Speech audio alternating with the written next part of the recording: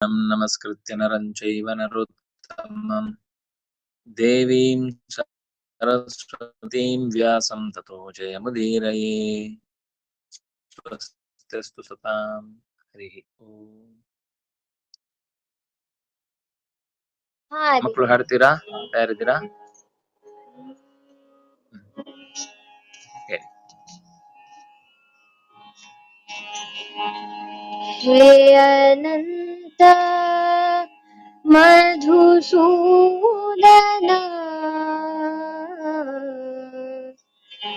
ಪದ್ಮನಾಭ ನಾರಾಯಣ.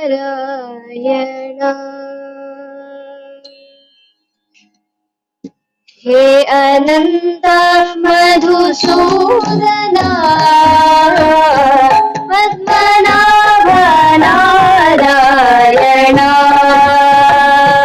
ಹೇ ಅನಂತ ಮಧುಸೂದನ ಪದ್ಮನಾಭ ನಾರಾಯಣ. ಪದ್ಮನಾಭ ನಾರಾಯಣ. ಪದ್ಮನಾಭ ನಾರಾಯಣ. ಪದ್ಮನಾಭ ನಾರಾಯಣ. ಪದ್ಮನಾಭ ನಾರಾಯಣ.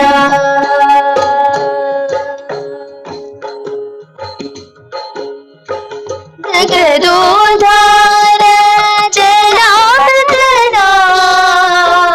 ಜಗದೋದ್ಧಾರ ಜನಾರ್ದನ. ಖಗಪತಿ ವಾಹನ ಭವ ಭಯಹರಣ. ಖಗಪತಿ ವಾಹನ ಭವ ಭಯಹರಣ.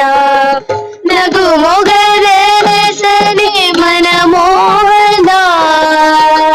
ನಗು ಮೊಗದರಸನೆ ಮನ ಮೋಹನ.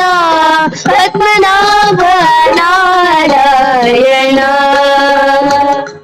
ಪದ್ಮನಾಭ ನಾರಾಯಣ. ಪದ್ಮನಾಭ ನಾರಾಯಣ. ಹೇ ಅನಂತ ಮಧುಸೂದನ ಪದ್ಮನಾಭ ನಾರಾಯಣ.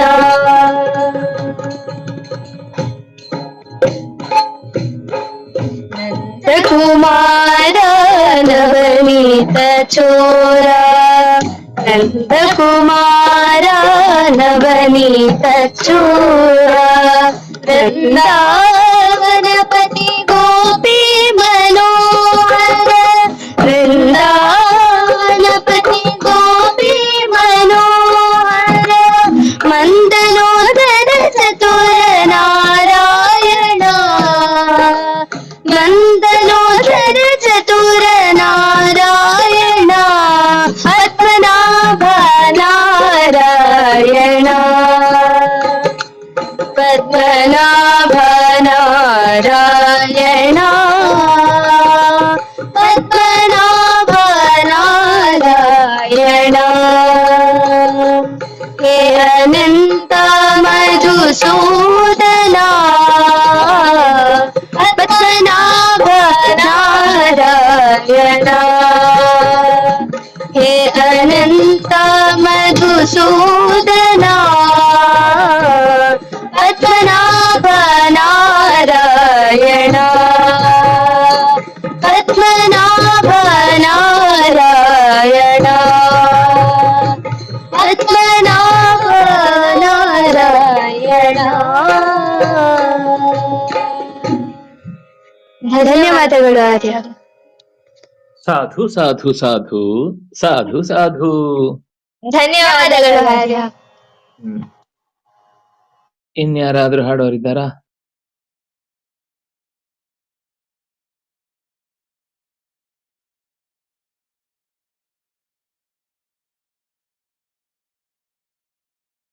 ಆಚಾರ್ಯ ಇನ್ನೊಂದು ಹಾಡ್ಬೋದು. ಹಾಡಿ ಹಾಡಿ. ಹೌದಾ? ಕಾರ್ತಿಕ್.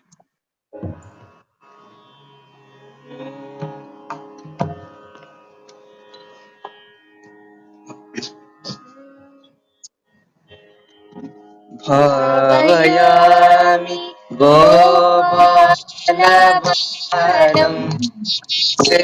सेवितं तत्पदं चिन्तयेयं सदा भावयामि गोपालबालं मनसेवितं तत्पदं चिन्तयेऽहं सदा भावयामि गोपालबालं मनसेवितं तत्पदं चिन्तयेऽहम्।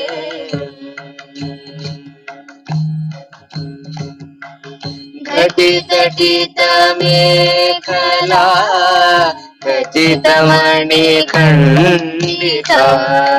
घटितटितमेखला घटितमणिखण्डिता पटलनिनदेन विभ्राजमानम् पटलनिनदेन विभ्राजमानम् कुटिलपदघटित सङ्कुलशिञ्जितेन कुटिलपदघटित सङ्कुलशिञ्जितेन सदुरटना समुज्ज्वल विलासं सदुरटना समुज्ज्वल विलासं भावयामि गोपालबालं मनसेवितं तत्पदं चिन्तयेऽहं सदा भावयामि गोपालबालं मनसेवितं तत्पदं चिन्तयेऽहम्।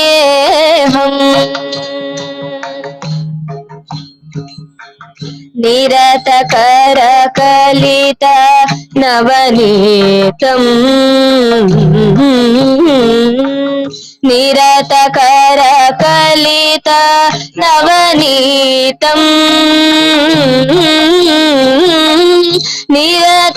निरतकरकलित नवनीतं ब्रह्मादि सुरनिधर भावना शोभितपदम् निरतकरकलित नवनीतं ब्रह्मादि सुरनिधर भावना शोभितपदम् तिरुवेङ्कटाचलस्थितम् तिरुवेङ्कटाचलस्थितम् अनुपमं हरिं तिरुवेङ्कटाचलस्थितम् अनुपमं हरिं परमपुरुषं गोपालबालं परमपुरुषं बालबालं भावयामि गोपालबालं मनसेवितं तत्पदं चिन्तयेऽहं सदा भावयामि गोपालबालं मनसेवितं तत्पदं चिन्तयेऽहं तत्पदं चिन्तयेऽहं तत्पदं चिन्तयेऽहं सदा। ಧನ್ಯವಾದಗಳು ಆಚಾರ್ಯ. ತುಂಬಾ ಚೆನ್ನಾಗಿತ್ತು, ಕೃತಜ್ಞತೆಗಳು. ಕಾರ್ತಿಕ್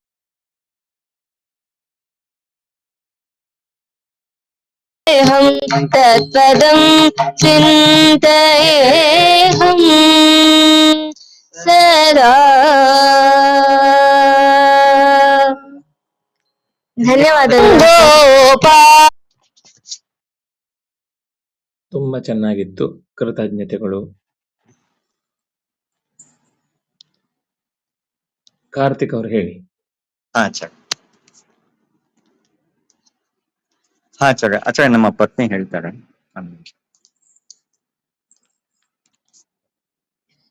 ಏಕೆ ನಿರ್ದಯನಾದೆ ಎಲೆ ದೇವನೇ, ಏಕೆ ನಿರ್ದಯನಾದೆ ಎಲೆ ದೇವನೇ, ಶ್ರೀಕಾಂತಯ್ಯನ ಮೇಲೆ ಎಳ್ಳಷ್ಟು ದಯವಿಲ್ಲ, ಏಕೆ ನಿರ್ದಯನಾದೆ ಎಲೆ ದೇವನೇ, ಎಲೆ ದೇವನೇ.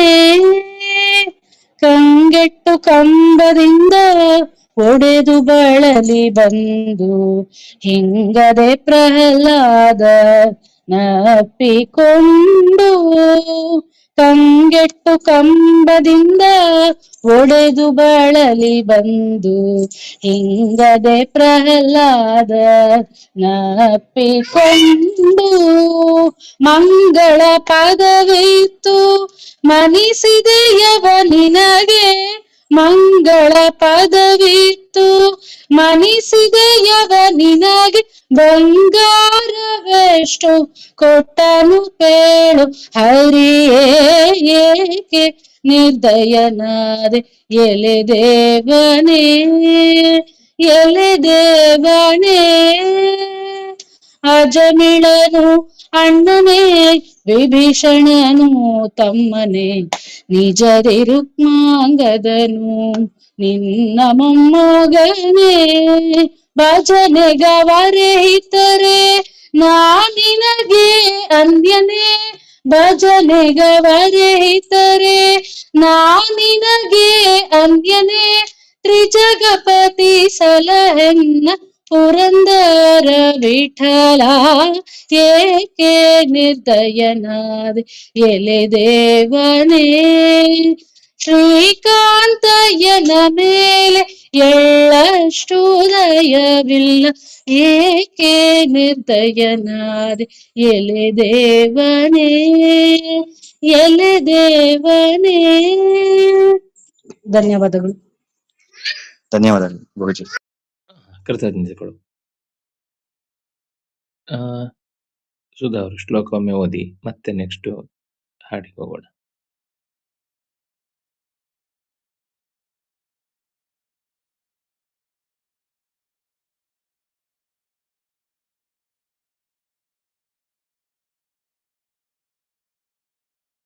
ತುಂಬಾ ಸುಂದರವಾದ ಮತ್ತು ಬಹಳ ಪ್ರಸಿದ್ಧವಾದ ಶ್ಲೋಕ ಇದು. ಎಲ್ಲರೂ ಈ ಶ್ಲೋಕದ ಬಗ್ಗೆ ಹೇಳಿ ಇರ್ತಾರೆ. ಸಾಮಾನ್ಯ ಅರ್ಥ ಅಂತೂ ಪತ್ರ, ಪುಷ್ಪ, ಫಲ, ನೀರು. ತೋಯ ಅಂದ್ರೆ ನೀರು ಅಂತ ಅರ್ಥ. ಈ ಮೂರನ್ನೂ ಕೂಡ ಯಾರು ಭಗವಂತನಿಗೆ ನಿರಂತರ ಅರ್ಪಿಸ್ತಾನೋ ಅವನು ಭಕ್ತಿಯಿಂದ ಅರ್ಪಿಸಿದ್ರೆ ಅದನ್ನ ಅಷ್ಟೇ ಪ್ರೀತಿಯಿಂದ ದೇವರು ಸ್ವೀಕಾರ ಮಾಡ್ತಾನೆ ಅಂತ ಅದರ ಒಟ್ಟು ಭಾವ. ಆದ್ರೆ ಇದರಲ್ಲಿ ಗಮನಿಸಬೇಕಾದ ಒಂದು ವಿಶೇಷ ಅಂಶ ಏನು ಅಂತಂದ್ರೆ, ಪತ್ರ ಅಂದ್ರೆ ಸಾಮಾನ್ಯ ತುಳಸಿ ಎಲೆ ಇರಬಹುದು, ಅಥವಾ ಉಳಿದಂತೆ ಪತ್ರ ಪುಷ್ಪಂ ಸಮರ್ಪಯಾಮಿ ಅಂತ ನಾವು ಕೇಳ್ತೇವೆ. ಸಾಮಾನ್ಯವಾಗಿ ಈ ಸತ್ಯನಾರಾಯಣ ವ್ರತ ಅಥವಾ ಕಲ್ಪೋಕ್ತ ಪೂಜೆಗಳಲ್ಲೆಲ್ಲ ನಮ್ಮ ಮನೆಯಲ್ಲಿ ಇರುವ ಅಷ್ಟೂ ತರದ ಬಗೆ ಬಗೆಯ ಗಿಡಗಳ ಎಲೆಗಳನ್ನ ಸಮರ್ಪಣೆ ಮಾಡಿ ದೇವರಿಗೆ ಅರ್ಚನೆ ಮಾಡುವುದು ಅಂತ ಒಂದಿದೆ. ಆದ್ರೆ ಅಷ್ಟರಲ್ಲಿ ಮುಗಿಯಲ್ಲ ಅದು. ಅರ್ಚನೆ ಮಾಡುವುದೇ ಪ್ರಧಾನ ಅಲ್ಲ. ದೇವರಿಗೆ ಯಾಕೆ ಪತ್ರವನ್ನು ಸಮರ್ಪಣೆ ಮಾಡಬೇಕು ಅಂದ್ರೆ, ನಮ್ಮ ಮನೆಯಲ್ಲಿ ಪತ್ರಗಳು ಇರುವಂತ ಒಂದು ವಾತಾವರಣವನ್ನ ನಾವು ಇಟ್ಕೊಳ್ಬೇಕು. ಅದು ಅಂಗಡಿಯಿಂದ ತಂದು ಹಾಕುದು ಅಂತ ಅರ್ಥ ಅಲ್ಲ. ಅದಕ್ಕೆ ಭಕ್ತ್ಯ ಅಂತ ಶಬ್ದ ಇದೆ. ಈ ದುಡ್ಡಿನಿಂದ ಕೊಂಡು ತಂದ ಮದ ಇದೆಯಲ್ಲ, ಅದು ನಮ್ಗೆ ಗೊತ್ತಿಲ್ಲದೆ ನಮ್ಮೊಳಗೆ ತುಂಬ್ಕೊಂಡ್ಬಿಟ್ಟಿರುತ್ತೆ. ನಾವಂದ್ರೆ ದುಡ್ಡು ಕೊಡ್ತೇವಲ್ಲ, ತಂದು ಹಾಕಿ ದೇವರಿಗೆ. ನಾವ್ ಎಷ್ಟು ಪೂಜೆ ಮಾಡಿಸಿದೀವಿ, ಎಷ್ಟು ದುಡ್ಡು ಕೊಡ್ತೀವಿ. ನೀವು ಪೂಜೆಗೆ ಹೂವೇ ತಂದು ಹಾಕಲ್ಲ, ಅಂದ್ರೆ ಅವರಿಗೆ ಪೂಜೆ ಅಂದ್ರೆ ಹೂ ತಂದಾಕುದೇ ಪ್ರಧಾನ ಪೂಜೆ. ಆ ಹೂ ಎಂಥದ್ದು, ಎಲ್ಲಿಂದ ಬಂತು, ಎಷ್ಟು ಅದರ ಹಿಂದೆ ಶ್ರಮ ಇತ್ತು, ಇದ್ಯಾವುದು ಅವರ ತಲೆಯಲ್ಲಿ ಉಳಿಯಲ್ಲ. ಅದರಿಂದಾಗಿ ಪೂಜೆಗೆ ಬೇಕಿರುವಂತದ್ದು ಪತ್ರ ಅದು ಎಂಥದ್ದಿರ್ಬೇಕು ಅಂದ್ರೆ ಭಕ್ತ್ಯಾ ಯೋಮೇ ಭಕ್ತ್ಯಾ ಪ್ರಯಚ್ಛತಿ. ಭಕ್ತಿ ಅಂದ್ರೆ ಕೊಡುವಾಗ ಮಾತ್ರ ಭಕ್ತಿ ಅಲ್ಲ, ಅದು ಸಿದ್ಧವಾಗುವ ಹಿಂದಿನ ಅಷ್ಟೂ ಘಟನೆಯೂ ಕೂಡ ಶ್ರದ್ಧೆಯಿಂದ ಕೂಡಿದ್ದಾಗಿರ್ಬೇಕು. ನೆಟ್ಟದ್ದಾಗಿರ್ಬೋದು, ಬೆಳೆಸಿದ್ದಾಗಿರ್ಬೋದು, ಕೊಯ್ದು ತರುವಾಗ್ಲೂ ಕೂಡ ಅಷ್ಟೇ ಶ್ರದ್ಧೆಯಿಂದ. ಹನುಮಂತ ಹೂವನ್ನ ಕಾಡಿನಿಂದ ಕಿತ್ತು ತರುವಾಗ ಅವನಿಗೆ ಬೆಟ್ಟ ತರುವಾಗ ಅಷ್ಟು ಭಾರ ಆಗ್ಲಿಲ್ಲಂತೆ, ಅಷ್ಟು ಬಾಗಿ ಅವನು ಪೂಜೆಯನ್ನ ಅಂದ್ರೆ ಆ ಹೂವನ್ನ ತಂದು ರಾಮನಿಗೆ ಅರ್ಪಿಸ್ತಾ ಇದ್ದ ಅಂತ ಮಾತು ಬರುತ್ತೆ. ಅಂದ್ರೆ ಭಕ್ತಿ ಅಂತಂದ್ರೆ ಅದರ ಪೂರ್ವ ಸಿದ್ಧತೆಯಿಂದ ಸೇರಿ ಆ ಸಮರ್ಪಣೆಯಲ್ಲಿ ಭಕ್ತಿಯನ್ನ ಕಾಣಬೇಕು. ಅದು ನಿಜವಾಗಿ ದೇವರಿಗೆ ಇಷ್ಟವಾಗುವಂತ ಸಂಗತಿ. ಅಂಗಡಿಯಿಂದ ತರಬಾರದು ಅಂತ ನಾನು ದೋಷ ಅಂತ ಹೇಳ್ತಿಲ್ಲ, ಆದ್ರೆ ಅಂಗಡಿಯಿಂದ ತರುವುದರ ಹಿಂದೆ ದುಡ್ಡು ಕೊಟ್ರೆ ಏನ್ ಬೇಕಾದ್ರೂ ಮಾಡ್ಬೋದು, ನಾನು ಇಷ್ಟು ದೇವರಿಗೆ ಅರ್ಚನೆ ಮಾಡಿಸಿದ್ದೇನೆ, ಇಷ್ಟು ಅಲಂಕಾರ ಮಾಡಿಸಿದ್ದೇನೆ, ಇಷ್ಟು ಹೂವಿನ ಪೂಜೆ ಕೊಟ್ಟಿದ್ದೇನೆ, ದೇವ್ರು ನನಗೆ ಒಲಿಯೋದು ಇನ್ಯಾರಿಗೆ ಒಲಿಬೇಕು ಅನ್ನುವ ಭಾವ ಬಂತು ಅಂತಂದ್ರೆ ಅದು ಪೂರ್ತಿ ಅಶ್ರದ್ಧೆಯನ್ನೇ ಹುಟ್ಟು ಹಾಕುತ್ತೆ, ತುಂಬಾ ಅನರ್ಥವನ್ನೇ ತಂದು ಕೊಡುತ್ತೆ. ಆದ್ರಿಂದಾಗಿ ಮನುಷ್ಯನಿಗೆ ಬೇಕಿರುವಂತಹ ಯಾವುದೇ ರೀತಿಯ ವಸ್ತುಗಳನ್ನ ಅವನ ಇನ್ವಾಲ್ವ್ಮೆಂಟ್ ಎಷ್ಟಿದೆ ಅನ್ನೋದು ಬಹಳ ಮುಖ್ಯ ಆಗುತ್ತೆ. ಆದ್ರಿಂದಾಗಿ ಮನುಷ್ಯನ ಬದುಕಿನ ಉದ್ದಕ್ಕೂ ಕೂಡ ಯಾವುದೇ ಪ್ರಯತ್ನವನ್ನ ಮಾಡುವಾಗ್ಲೂ ಕೂಡ ಅದರ ಹಿನ್ನೆಲೆ ಏನು ಅಂತ ತಿಳಿದಿರ್ಬೇಕು ಅನ್ನೋದನ್ನೇ ಈ ಮಾತು ಹೇಳ್ತಾ ಇದೆ. ಆದ್ರಿಂದಾಗಿ ಮನುಷ್ಯನಿಗೆ ಸಿಗುವಂತಹ ಪ್ರತಿಯೊಂದು ಅವಕಾಶವನ್ನು ಕೂಡ ಅವನು ಎಷ್ಟು ಅದನ್ನ ಸಾತ್ವಿಕವಾಗಿ ಬಳಸ್ಕೊಳ್ತಾನೆ ಅನ್ನೋದು ಅತ್ಯಂತ ಗಮನಿಸಬೇಕಾದ ಅಂಶ.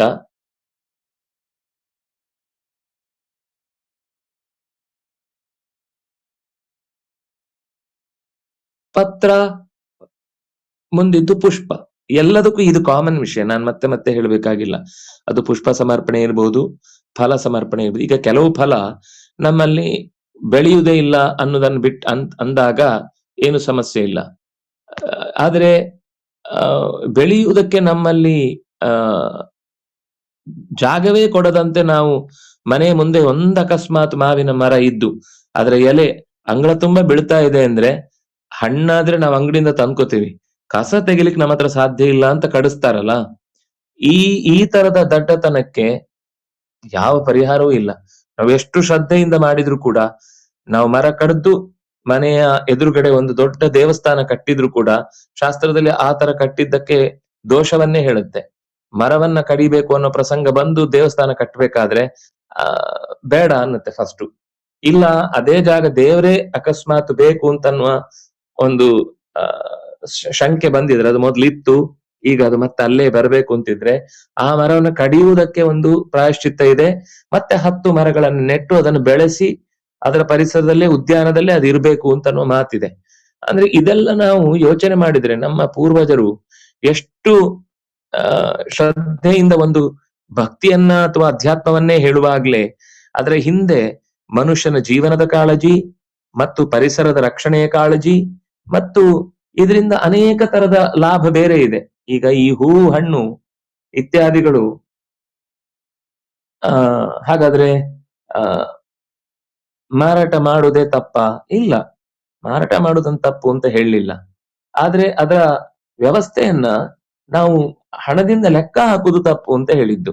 ಈಗ ನಾವು ಒಂದಿಷ್ಟು ನಿತ್ಯದ ಪೂಜೆಗೆ ಮನೆಯಲ್ಲಿ ಆಗುತ್ತೆ, ಎಕ್ಸ್ಟ್ರಾ ಬೇಕು ಅಂದಾಗ ನಾವು ಹೊರಗಡೆ ತರ್ತೇವೆ ಅಂದಾಗ ಅದಕ್ಕೆ ದೋಷ ಇಲ್ಲ. ಆಗ ಕ್ರಯ ವಿಕ್ರಯದ ಈ ಹಣ ವಿನಿಮಯ ಅಂತ ಅನ್ನೋದೇನಿದೆ ಆ ದೋಷವನ್ನ ಕಡಿಮೆ ಮಾಡುತ್ತೆ. ಯಾಕಂದ್ರೆ ನಮ್ಮ ದುಡಿಮೆ ಅನ್ನೋದು ವ್ಯವಹರಿಸಿದ್ದಾಗ ಅದಕ್ಕೆ ಪರಿಹಾರವಾಗಿ ಸಬ್ಸ್ಟಿಟ್ಯೂಟ್ ಆಗಿ ನಾವು ಅದನ್ನ ಕೊಡ್ತೇವೆ. ಅದರಿಂದಾಗಿ ಇನ್ನೊಬ್ಬನ ದುಡಿಮೆಯನ್ನ ನಮ್ಮ ದುಡಿಮೆಯಿಂದ, ಅದು ದುಡಿಮೆಯಿಂದ ಲೆಕ್ಕ ಹಾಕುದು ಹೊರತು ದುಡ್ಡಿನಿಂದ ಲೆಕ್ಕ ಹಾಕುದಲ್ಲ. ನಾವು ದುಡಿಮೆಯಿಂದ ಲೆಕ್ಕ ಹಾಕದೆ ದುಡ್ಡು ಅನ್ನೋದು ಎಲ್ಲಿಂದನೂ ಹೇಗೆ ಬೇಕಾದ್ರೂ ಬರ್ಬೋದು ಅಂತ ಅನ್ನೋ ಇವತ್ತಿನ ಕೂತಲ್ಲೇ ದುಡ್ಡು ದುಡಿಯುವುದಂತದ್ದಿದೆಯಲ್ಲ, ಆ ದುಡ್ಡಿನಿಂದ ಯಾವತ್ತೂ ಕೂಡ ನಾವು ಕ್ರಯ ಮಾಡಿದ್ದನ್ನ ಪರಿಹಾರ ಮಾಡ್ಕೊಳ್ಳಿಕ್ ಸಾಧ್ಯ ಇಲ್ಲ.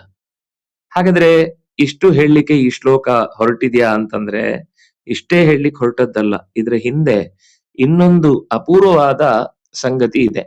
ಅಂದ್ರೆ ಇದು ಕೇವಲ ಹೊರಗಿನ ಬದುಕಿನ ಚಿತ್ರಣವನ್ನು ಮಾತ್ರ ಹೇಳ್ತಾ ಇಲ್ಲ, ಒಳಗಿನ ಬದುಕಿನ ಚಿತ್ರಣವನ್ನು ಕೂಡ ಇದು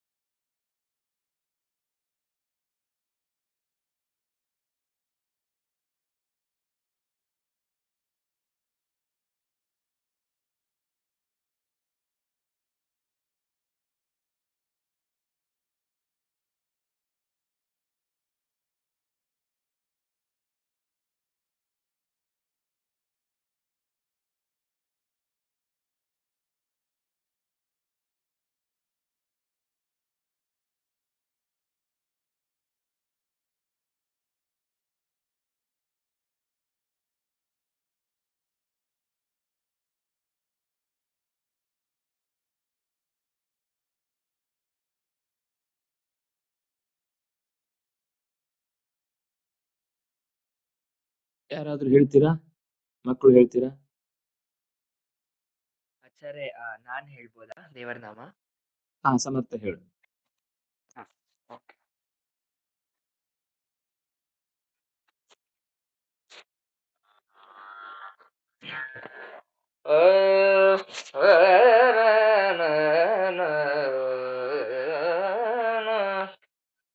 ಯಾರಿಗೆ ಯಾರುಂಟು ಎರವಿನ ಸಂಸಾರ, ಯಾರಿಗೆ ಯಾರುಂಟು ಎರವಿನ ಸಂಸಾರ, ನೀರ ಮೇಲಿನ ಗುಳ್ಳೆ ನಿಜವಲರಿಯೇ, ಯಾರಿಗೆ ಯಾರುಂಟು ಎರವಿನ ಸಂಸಾರ, ನೀರ ಮೇಲಿನ ಗುಳ್ಳೆ ನಿಜವಲರಿಯೇ, ಯಾರಿಗೆ ಯಾರುಂಟು ಎರವಿನ ಸಂಸಾರ.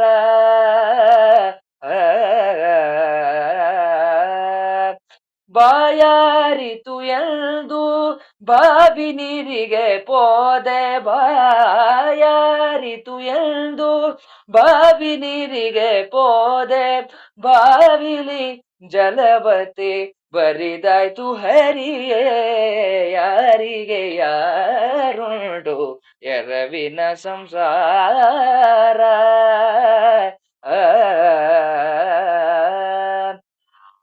ಬಿಸಿಲು ಗಾಳಿಗಾಗಿ ಮರದ ನೆರಳಿಗೆ ಪೋದೆ, ಬಿಸಿಲು ಗಾಳಿಗಾಗಿ ಮರದ ನೆರಳಿಗೆ ಪೋದೆ, ಮರವಗ್ಗಿ ಶಿರದ ಮೇಲೆ ಮಲಗಿತು ಹರಿಯೇ, ಯಾರಿಗೆ ಯಾರುಂಟು ಎರವಿನ ಸಂಸಾರ.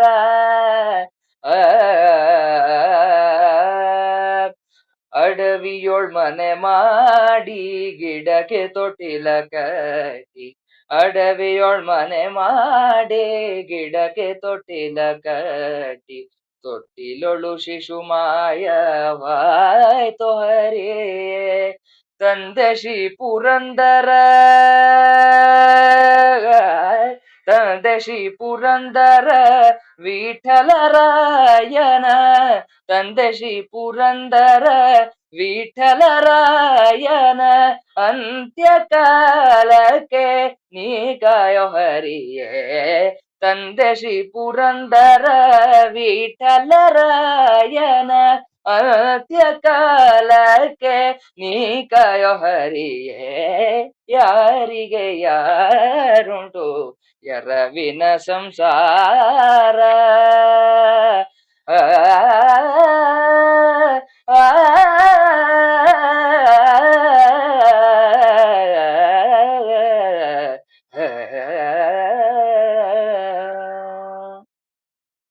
ಧನ್ಯವಾದಗಳು ಆಚಾರ್ಯ.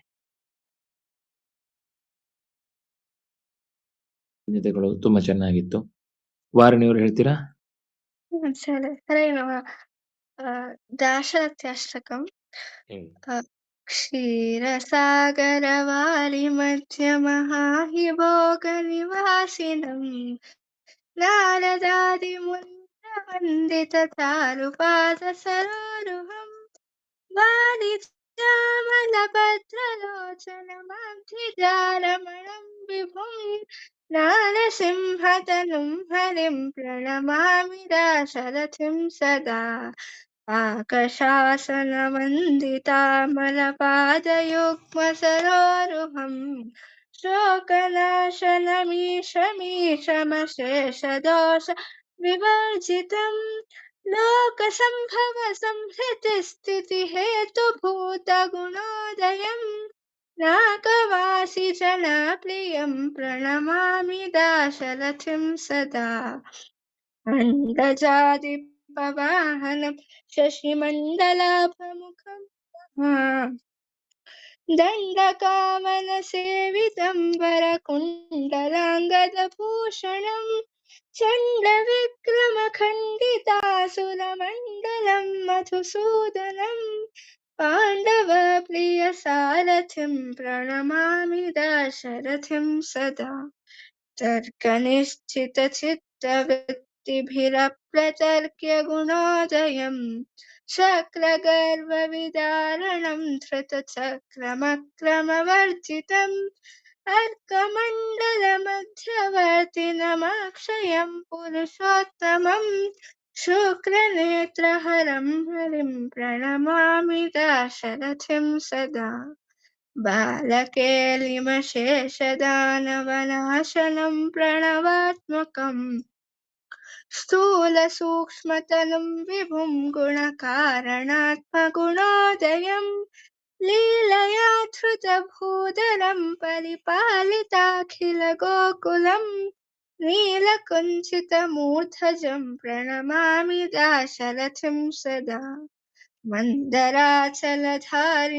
दशकन्धरादिविनाशनम् नन्दनाङ्गमुमापतेः प्रियमिन्दिरावनमच्युतम् कन्दजासनसेवितं सुरवृन्दवन्दितविग्रहम् नन्दगोपसुतं हरिं प्रणमामि दाशरथिं सदा कंसमुष्टिकदुष्टधेनुकपूतनादिनाशनम् हंसकेशिनिसूदनं दमघोषसूनुविदारणम् हंसमध्यलसन्महामणिकौस्तुभादिविराजितम् हिंसकासुरभेदकं प्रणमामि दाशरथिं सदा गोपीमण्डलमध्यगं सुरवैरिमण्डलधारिणम् पाण्डवप्रियमिन्द्रपूर्वसुरौघवन्द्यपदाम्बुजम् इन्दिरारमणं गुणार्णवमम्बुजाक्षममानुषम् नारसिंहतनुं हरिं प्रणमामि दाशरथिं सदा भक्तिपूर्वकमेतदष्टकमिष्टसिद्धिदमादरात् यस्तु कीर्तयते शृणोत्यखिलापतिर्नवतारकम् सर्वदेववरार्चितं हरेः पदं परमक्षयम् याति दाशरथेरनुग्रहविग्रहोऽखिलवल्लभ नारसिंहतनुं हरिं प्रणमामि दाशरथिं सदा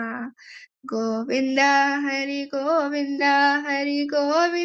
नारायण गोविन्द हरि गोविन्द नारायण गोविन्द नारायण हरि गोविन्द नारायण ಧನ್ಯವಾದ ಸ್ವಾಮಿ.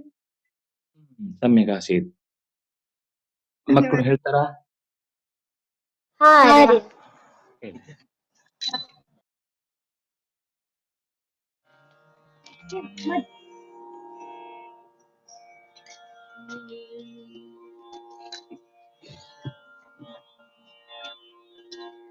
ಪೊಗದಿರನೋ ರಂಗ ಪಾಗಲಿನ್ನಾಚೆ ಪೊಗದಿರನೋ ರಂಗ ಪಾಗಲಿನ್ನಾಚೆ ಪೊಗದಿರನೋ ರಂಗ ಹೊರಗೆ ಹೋದರೆ ನಿನ್ನ ಹಿಡಿದೊಂಬು ಕೊಂಬ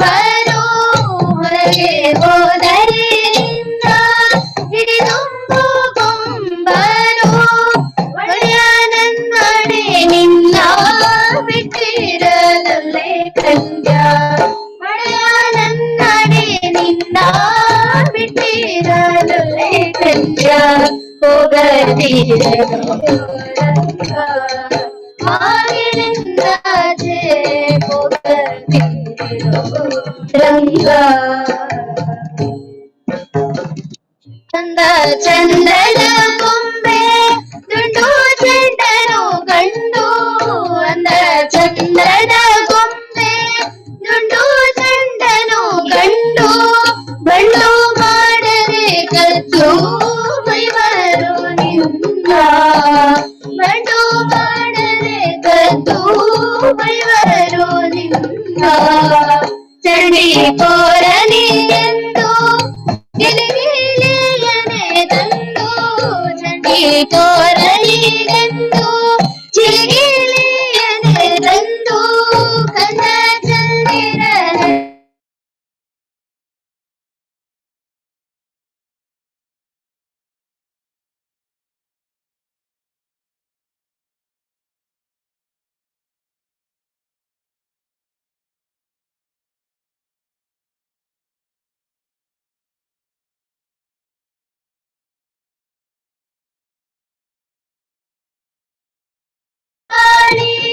ತಾಗೇನು ಕೈ ಬೇಡ ಬಗು ಬಡಿವರೋ ನನ್ನ ಕತ್ತು ಕಾಮಿಗಳೆಲ್ಲ ಬಗು ಬಡಿವರೋ ನಿನ್ನ ಕತ್ತು ಕಾಮಿಗಳೆಲ್ಲ ಎದ ನನ್ನವ ನೀನು ಸಿದ್ಧ ಸಲಹುವ ಈಶ ಎದ ನನ್ನವ ನೀನು ಸಲಹುವ ಈಶ ಶ್ರೀಶ ಪುರಂದರ ವಿಠಲ ಸಾಕು ಸಾಸಿರ ದೊಡೆಯ ಶ್ರೀಶ ಪುರಂದರ ವಿಠಲ ಸಾಕು ಸಾಸಿರ ದೊಡೆಯ ಹೋಗದಿರಲು ರಂಗ ಬಾಗಿಲಿಂದಾಚೆ ಹೋಗದಿರಲು ರಂಗ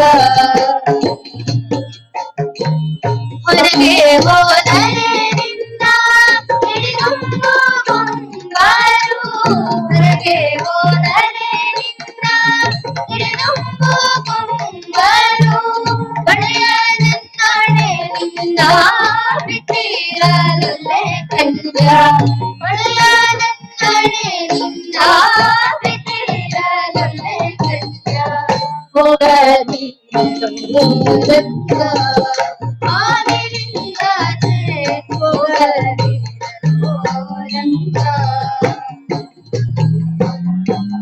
ಹೋಗದಿರಲು ರಂಗ ಹೋಗದಿರಲು ರಂಗ.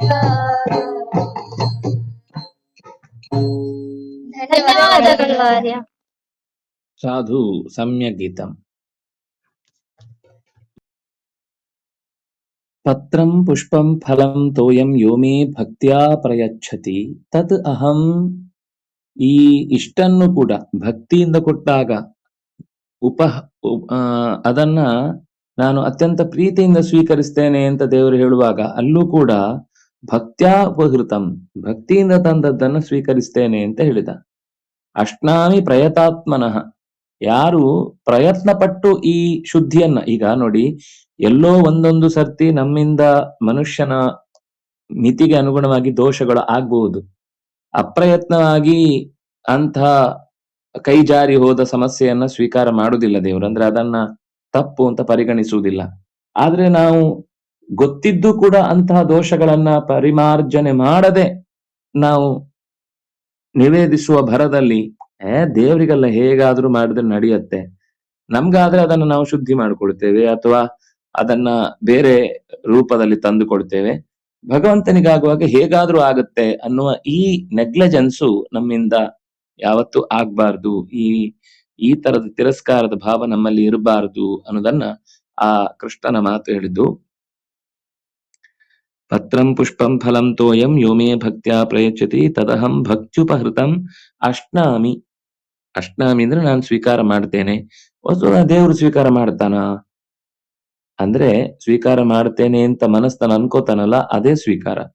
ನಾವು ಹೇಳುದಿಲ್ವ ಎಷ್ಟೋ ಸಲ, ಯಾರೋ ತುಂಬಾ ಆತ್ಮೀಯರು ನಮ್ಗೆ ಸಹಾಯ ಮಾಡ್ತೇನೆ ಅಂತ ಬಂದಾಗ, ಬೇಡ ನೀವು ಸಹಾಯ ಮಾಡ್ತೇನೆ ಅಂತ ಹೇಳಿದ ಮಾತೇ ನನಗೆ ದೊಡ್ಡ ಸಹಾಯ, ನಾನೆಲ್ಲ ಸುಧಾರಿಸ್ಕೊಳ್ತೇನೆ, ಹೇಗೋ ಅದನ್ನು ಮ್ಯಾನೇಜ್ ಮಾಡ್ತೇನೆ, ನಿಮ್ಮ ಈ ಮಾತು ಬಂದ್ರೆ ಸಾಕು, ನನಗೆ ಅದಕ್ಕಿಂತ ಹೆಚ್ಚೇನು ಬೇಡ ಅಂತ ನಾವ್ ಎಷ್ಟೋ ಸರ್ತಿ ನಮ್ಮ ಆಡು ಮಾತಲ್ಲಿ ಹೇಳ್ತೀವಲ್ಲ. ಯಾಕಂದ್ರೆ ಭಗವಂತನಿಗೆ ನಾವು ಕೊಡುವುದ್ರಿಂದ ಹೊಟ್ಟೆ ತುಂಬುದಲ್ಲ, ನಾವು ಅಲಂಕಾರ ಮಾಡುವುದ್ರಿಂದ ಚಂದ ಕಾಣುದಲ್ಲ, ಅಥವಾ ನಾವು ಅವನನ್ನ ಹೊಗಳುವುದರಿಂದ ಅವನಿಗೆ ತೃಪ್ತಿ ಆಗುದಲ್ಲ. ಹೊಗಳುವುದು ಅಂದ್ರೆ ಏನು? ಇರುವ ಗುಣವನ್ನ ನಾವು ಒಪ್ಪಿಕೊಂಡದನ್ನು ನಡೆಸುವುದು, ಅದನ್ನ ನಮ್ಮಲ್ಲಿ ರೂಢಿಸಿಕೊಳ್ಳಿಕ್ಕೆ ಪ್ರಯತ್ನಿಸುವುದು ಅಂತ ಅರ್ಥ. ಸರಿ, ಒಳಮುಖವಾದ ಚಿಂತನೆ ಏನದು? ಏನ್ ಹೇಳಿಕ್ ಹೊರಟಿದ್ದಾನೆ ಕೃಷ್ಣ? ಬರೀ ಈಗ ಹಾಗೆ ನೋಡಿದ್ರೆ ಈ ಇಷ್ಟೇ ಮಾತಿನಿಂದ ಅಷ್ಟಾಮಿ ಪ್ರಯತಾತ್ಮನಃ ಅನ್ನೋ ಮಾತನ್ನ ಅಷ್ಟನ್ನೇ ತೆಗೆದುಕೊಂಡ್ರೆ, ಈಗ ಲೋಕದಲ್ಲಿ ಹಾಗೆ ತುಂಬಾ ಕಡೆ, ಅಂದ್ರೆ ಈ ಹೊರಗಿನ ಪತ್ರ ಪುಷ್ಪಗಳ ಸಮರ್ಪಣೆ ಏನಿದೆ ಇದು ವೇಸ್ಟ್ ಅಂತಲ್ಲ, ಅಥವಾ ಇದು ಏನೂ ಫಲ ಕೊಡುವುದಿಲ್ಲ ಅಂತ ಅರ್ಥ ಅಲ್ಲ. ಪೂರ್ತಿ ಫಲ ಅದರಿಂದನೇ ಸಿಗುತ್ತೆ ಶ್ರದ್ಧೆ ಇದ್ದಾಗ. ಆದ್ರೆ ಅದ್ ಯಾವಾಗ ಫಲ ಕೊಡುತ್ತೆ ಅಂದ್ರೆ ಒಳಗೆ ಇನ್ನೊಂದು ಮುಖವಾದ ಕೊಡುವಿಕೆ ಇದೆ. ನಾವ್ ಯಾವುದೇ ಕರ್ಮಗಳನ್ನ ಮಾಡುವಾಗ ಈ ಪತ್ರ ಅಂದ್ರೆ ಏನು, ಪುಷ್ಪ ಅಂದ್ರೇನು, ಫಲ ಅಂದ್ರೇನು, ನೀರು ಅಂದ್ರೇನು, ಇದೆಲ್ಲದಕ್ಕೂ ಒಂದು ಆಂತರ ಮುಖ ಇದೆ. ಅದರ ಜೊತೆಗೆ ನಾವು ಈ ಹೊರಗಿನ ಪತ್ರಗಳನ್ನ ಕೊಟ್ರೆ ಅದನ್ನು ಭಗವಂತ ಇನ್ನೂ ಹೆಚ್ಚು ಪ್ರೀತಿಯಿಂದ ಸ್ವೀಕಾರ ಮಾಡುತ್ತಾನೆ. ಭಾವ ಪುಷ್ಪಗಳನ್ನ ಅರ್ಪಣೆ ಮಾಡಬೇಕು, ಭಾವಪತ್ರಗಳನ್ನ ಅರ್ಪಿಸ್ಬೇಕು. ಆವಾಗ ಈ ಹೊರಗಿನ ಪತ್ರದ ಸ್ವೀಕಾರಕ್ಕೆ ಭಗವಂತನ ಒಪ್ಪಿಗೆ ಇದ್ದೇ ಇರುತ್ತೆ. ಆದ್ರಿಂದ ಏನು ಪತ್ರ? ಕೃಷ್ಣನೇ ಹೇಳ್ತಾನೆ, ಪತ್ರಗಳು, ಈ ಪತ್ರ ಅಂದ್ರೆ ಯಾವುದು? ಛಂದಾಂಸಿ ಯಸ್ಯ ಪರ್ಣಾನಿ ಯಸ್ತಂ ವೇದ ಸವೇದವಿತ್. ಛಂದಸ್ಸುಗಳು ಅಂದ್ರೆ ಭಗವಂತನನ್ನ ಹಾಡುವ ಗೀತಗಳು, ಅವನ ಗುಣಗಳ ಬಗೆಗೆ ಹೇಳುವಂತಹ ಮಾತುಗಳು. ಇದನ್ನ ನಾವು ಅಧ್ಯಯನ ಮಾಡುವುದೇನಿದೆ, ಮಹಾಭಾರತ, ರಾಮಾಯಣ, ಪುರಾಣಗಳು ಅಥವಾ ವೇದದ ಸಾರಭೂತವಾದ ವಿಶೇಷ ಚಿಂತನೆಗಳು, ಇದನ್ನು ನಿತ್ಯ ನಿರಂತರ ನಾವು ನಡೆಸ್ತಾ ಇದ್ದೇವೆ ಅಂದ್ರೆ ನಾವು ತುಳಸಿ ಪತ್ರವನ್ನ ಸಮರ್ಪಣೆ ಮಾಡಿದ್ದಕ್ಕೊಂದು ವಿಶೇಷ ಫಲ ಬರುತ್ತೆ, ಬಲ ಬರುತ್ತೆ. ಯಾಕೆಂದ್ರೆ ಪತ್ರ ಸಮರ್ಪಣೆ ಮಾಡುವಾಗ ನಮ್ಮಲ್ಲಿ ಎಂದೂ ಕೂಡ ಸಾತ್ವಿಕವಾದ ಚಿಂತನೆಯನ್ನು ಬೆಳೆಸಿಕೊಳ್ಳಿಕ್ಕೆ ಅಧ್ಯಯನದ ದಾರಿಯನ್ನು ನಾವು ಮುಟ್ಟೇ ಇಲ್ಲ ಅಂದ್ರೆ ಆ ಪತ್ರ ಸಮರ್ಪಣೆ ಆಗ್ಲಿಲ್ಲ ಅಂತ ಅರ್ಥ. ಈಗ ಅರ್ಥ ಆಗುದಿಲ್ಲ ಅಥವಾ ನಮಗೆ ಅದರ ಬಗ್ಗೆ ಏನು ಗೊತ್ತೇ ಇಲ್ಲ ಅನ್ನುವ ಸಂದರ್ಭ ಬಂದಾಗ ಪ್ರಯತ್ನ ಆದ್ರೂ ಮಾಡಿರ್ಬೇಕು. 100ಕ್ಕೆ 100 ಯಾರಿಗೂ ಗೊತ್ತಾಗ್ಲಿಕ್ಕೆ ಸಾಧ್ಯ ಇಲ್ಲ. ಎಲ್ಲರೂ ಕೂಡ ಏನು ಹೇಳಿದ ತಕ್ಷಣವೇ ಅದನ್ನ ಅರ್ಥೈಸಿಕೊಳ್ಳುವಷ್ಟು ಜಾಣ್ರೇನಾಗಿರ್ಬೇಕಾಗಿಲ್ಲ. ಒಬ್ಬೊಬ್ಬರಿಗೂ ಒಂದೊಂದು ತರದ ಸಾಮರ್ಥ್ಯ ಇರುತ್ತೆ. ಆದ್ರೆ ನಮ್ಮಲ್ಲಿ ಕನಿಷ್ಠ ಪಕ್ಷ ತಿಳ್ಕೊಳ್ಳೋ ಪ್ರಯತ್ನ, ಈಗ ಕೆಲವರು ತಿಳ್ಕೊಳ್ತಾರೆ, ನಮ್ಗೆ ಪುಸ್ತಕ ಓದುದು ಕಷ್ಟ ರೀ, ಆದ್ರೆ ನಾವೊಂದಿಷ್ಟು ಯಾರ ಹತ್ರ ಆದ್ರೂ ಪಾಠ ಕೇಳ್ತೇವೆ, ನಾವು ಅದರ ಬಗ್ಗೆ ಅವ್ರ ಹತ್ರ ಜಿಜ್ಞಾಸೆ ಮಾಡ್ತೇವೆ, ಪ್ರಶ್ನೆಗಳನ್ನ ಕೇಳಿ ಉತ್ತರ ತಿಳ್ಕೊಳ್ತೇವೆ. ಎಲ್ಲೋ ಒಂದ್ ಕಡೆ ಅರಿವಿನ ದಾರಿ ಬಲವಾಗುವುದಕ್ಕೆ ಬೇಕಿರುವ ಪ್ರಾಮಾಣಿಕವಾದ ಪ್ರಯತ್ನ ಇದೆ ಅಂತಂದಾಗ ಅದು ಪತ್ರ ಅಂತ ಅನಿಸಿಕೊಳ್ಳುತ್ತೆ. ಈ ಪತ್ರ ದೇವರಿಗೆ ಬಹಳ ಇಷ್ಟ. ಇದನ್ನ ಸಮರ್ಪಣೆ ಮಾಡದೆ ಹೋದ್ರೆ ಹೊರಗಿನಿಂದ ನಾವು ಎಷ್ಟು ಬಗೆ ಬಗೆಯ ಬಿಲ್ಲೋ ಪತ್ರ ಇರ್ಬೋದು, ತುಳಸಿ ಪತ್ರ ಇರ್ಬೋದು, ಗರಿಕೆ ಇರಬಹುದು, ಅಥವಾ 100 ತರದ ಹೂವಿನ ಗಿಡಗಳ ಎಲೆಗಳನ್ನ ಸಮರ್ಪಿಸುವುದಿರ್ಬೋದು, ಅನೇಕ ತರದ ಬೇರೆ ಬೇರೆ ಮರುಗಪತ್ರ, ದಾಡಿಮಿ ಪತ್ರ, ಪುಷ್ಪದ ಅನೇಕ ಹೆಸರುಗಳನ್ನ ಹೇಳುವಾಗ ಅದರ ಎಲೆಗಳನ್ನು ಸಮರ್ಪಣೆ ಮಾಡಬೇಕು ಅಂತ ಹೇಳ್ತಾರೆ. ಅದು ಯಾವಾಗ ಸರಿ ಹೋಗುತ್ತೆ ಅಂದ್ರೆ ಆ ಪತ್ರ, ಆ ಹೂವನ್ನ ತಯಾರು ಮಾಡುವುದಕ್ಕೆ ಮೂಲ ದ್ರವ್ಯ ಅದು. ಹಾಗೇನೆ ಭಗವಂತನ ಬಗೆಗೆ ನಾವು ಸರಿಯಾಗಿ ತಿಳಿಬೇಕು ಅಂತ ತಿಳಿಸ್ಲಿಕ್ಕೆ ಹೊರಟಂತಹ ಶಾಸ್ತ್ರದ ಪರಿಚಯವನ್ನು ಮಾಡಿಕೊಳ್ಳುವುದೇನಿದೆ, ಭಗವಂತನ ಚಿಂತನೆಯನ್ನ ಅರ್ಥಾನುಸಂಧಾನ ಪೂರ್ವಕವಾಗಿ ನಡೆಸುವುದಕ್ಕೇನು ಪ್ರಯತ್ನಿಸುವುದಿದೆ, ಅದು ನಿಜವಾದ ಪತ್ರ ಅಂತ ಅನಿಸುತ್ತೆ. ಇನ್ನು ಪುಷ್ಪದ ಸಮರ್ಪಣೆ ಅಂದ್ರೆ ಈ ಪತ್ರವನ್ನ ಸಮರ್ಪಣೆ ಮಾಡಿ ಯಾರೋ ಒಬ್ಬ ಭಕ್ತ ತುಳಸಿಯನ್ನ ಹಾಕ್ತಿದ್ದ, ಒಬ್ಬ ರಾಜ ಬಂಗಾರದ ಕವಚ ತಳಿಗೆಯನ್ನ ಕಟ್ಟಿಸಿದ್ದ. ಬಂಗಾರದ ತಳಿಗೆಯನ್ನ ಹಾಕಬೇಕಾದ್ರೆ ಅದರ ಮೇಲೆ ಹಾಕಿದ ಪುಷ್ಪವನ್ನ, ಇದು ಪತ್ರವನ್ನ, ತುಳಸಿ ದಳದ ಮಾಲೆಯನ್ನ ತೆಗೆದು ಬಿಟ್ಟಿದ್ದ. ಆಗ ಇವನಿಗೆ ಏನು ತಲೆ ಕೆಡಿಸ್ಕೊಳ್ಳಿಲ್ಲ, ಯಾಕಂದ್ರೆ ದೇವರು ನನ್ನ ವಸ್ತುವನ್ನ ಸ್ವೀಕಾರ ಮಾಡುವುದಕ್ಕಿಂತ ಅವನ ಶ್ರೀಮಂತನ ವಸ್ತುವನ್ನ ಸ್ವೀಕಾರ ಮಾಡಿರ್ಬಹುದು.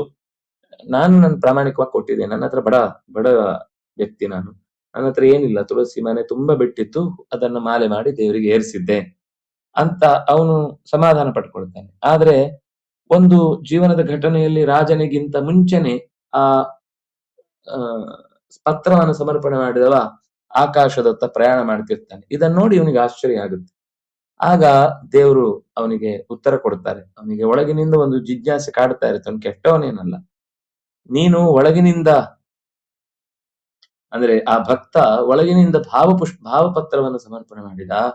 ನೀನು ಭಾರವಾದ ಪತ್ರವನ್ನು ಸಮರ್ಪಣೆ ಮಾಡಿ ಜನ ಮೆಚ್ಚಿದ ಪೂಜೆಯನ್ನು ನೀನು ಮಾಡಿದೆ, ಅವನು ಜನಾರ್ದನ ಮೆಚ್ಚಿದ ಪೂಜೆ ಮಾಡಿದ. ಹಾಗಾಗಿ ಅವನು ಉತ್ತಮ ಗತಿಯನ್ನ ಸೇರ್ತಾ ಇದ್ದಾನೆ. ಅವನು ಬರೀ ಪತ್ರ ಸಮರ್ಪಣೆ ಮಾಡಿದ್ದಲ್ಲ, ಅದರ ಹಿಂದೆ ಅವನಿಗೆ ಪತ್ರ ಸಮರ್ಪಣೆ ಜೊತೆಗೆ ಒಂದು ಭಾವ ಇತ್ತು ಅನ್ನೋದನ್ನ ಆ ಕಥೆ ಹೇಳುತ್ತೆ. ಇನ್ನು ಮತ್ತೆ ಮುಂದಿನ ಪುಷ್ಪವನ್ನ ಸಮರ್ಪಣೆ ಮಾಡುವ ಮುಂಚೆ ಒಂದು ಗೀತ ಪುಷ್ಪವನ್ನ ಸಮರ್ಪಣೆ ಮಾಡೋಣ. ಲಕ್ಷ್ಮೀಕಾಂತ್ ಅವರು ಹೇಳಿ. ನಮಸ್ಕಾರ ಆಚಾರ್ಯ. ನಿನ್ನನ್ನು ಭಜಿಸಲು ಅನ್ಯ ವಿಷಯಗಳಿಗೆ ನಾನೊಪ್ಪಿಸುವುದು ನೀತಿಯೇ. ನಿನ್ನನ್ನು ಭಜಿಸಲು ಅನ್ಯ ವಿಷಯಗಳಿಗೆ ನಾನೊಪ್ಪಿಸುವುದು ನೀತಿಯೇ. ಮನ್ನಿಸಿದಯಾದಿ ನೀಯನ್ನ ಪಾಲಿಸದಿರೆ, ಮನ್ನಿಸಿದಯಾದಿ ನೀಯನ್ನ ಪಾಲಿಸದಿರೆ, ನಿನ್ನ ನೇಮಕ್ಕೆ ಪ್ರತಿಕೂಲವೇ ರಂಗ. ಏಕೆ ಮಮತೆ ಕೊಟ್ಟು ದಣಿಸುವಿರಂಗ, ಏಕೆ ಮಮತೆ ಕೊಟ್ಟು ದಣಿಸುವಿರಂಗ. ನೀ ಕರುಣದಿಯನ್ನ ಪಾಲಿಸು ಕೃಷ್ಣ, ಏಕೆ ಮಮತೆ ಕೊಟ್ಟು ದಣಿಸುವಿರಂಗ.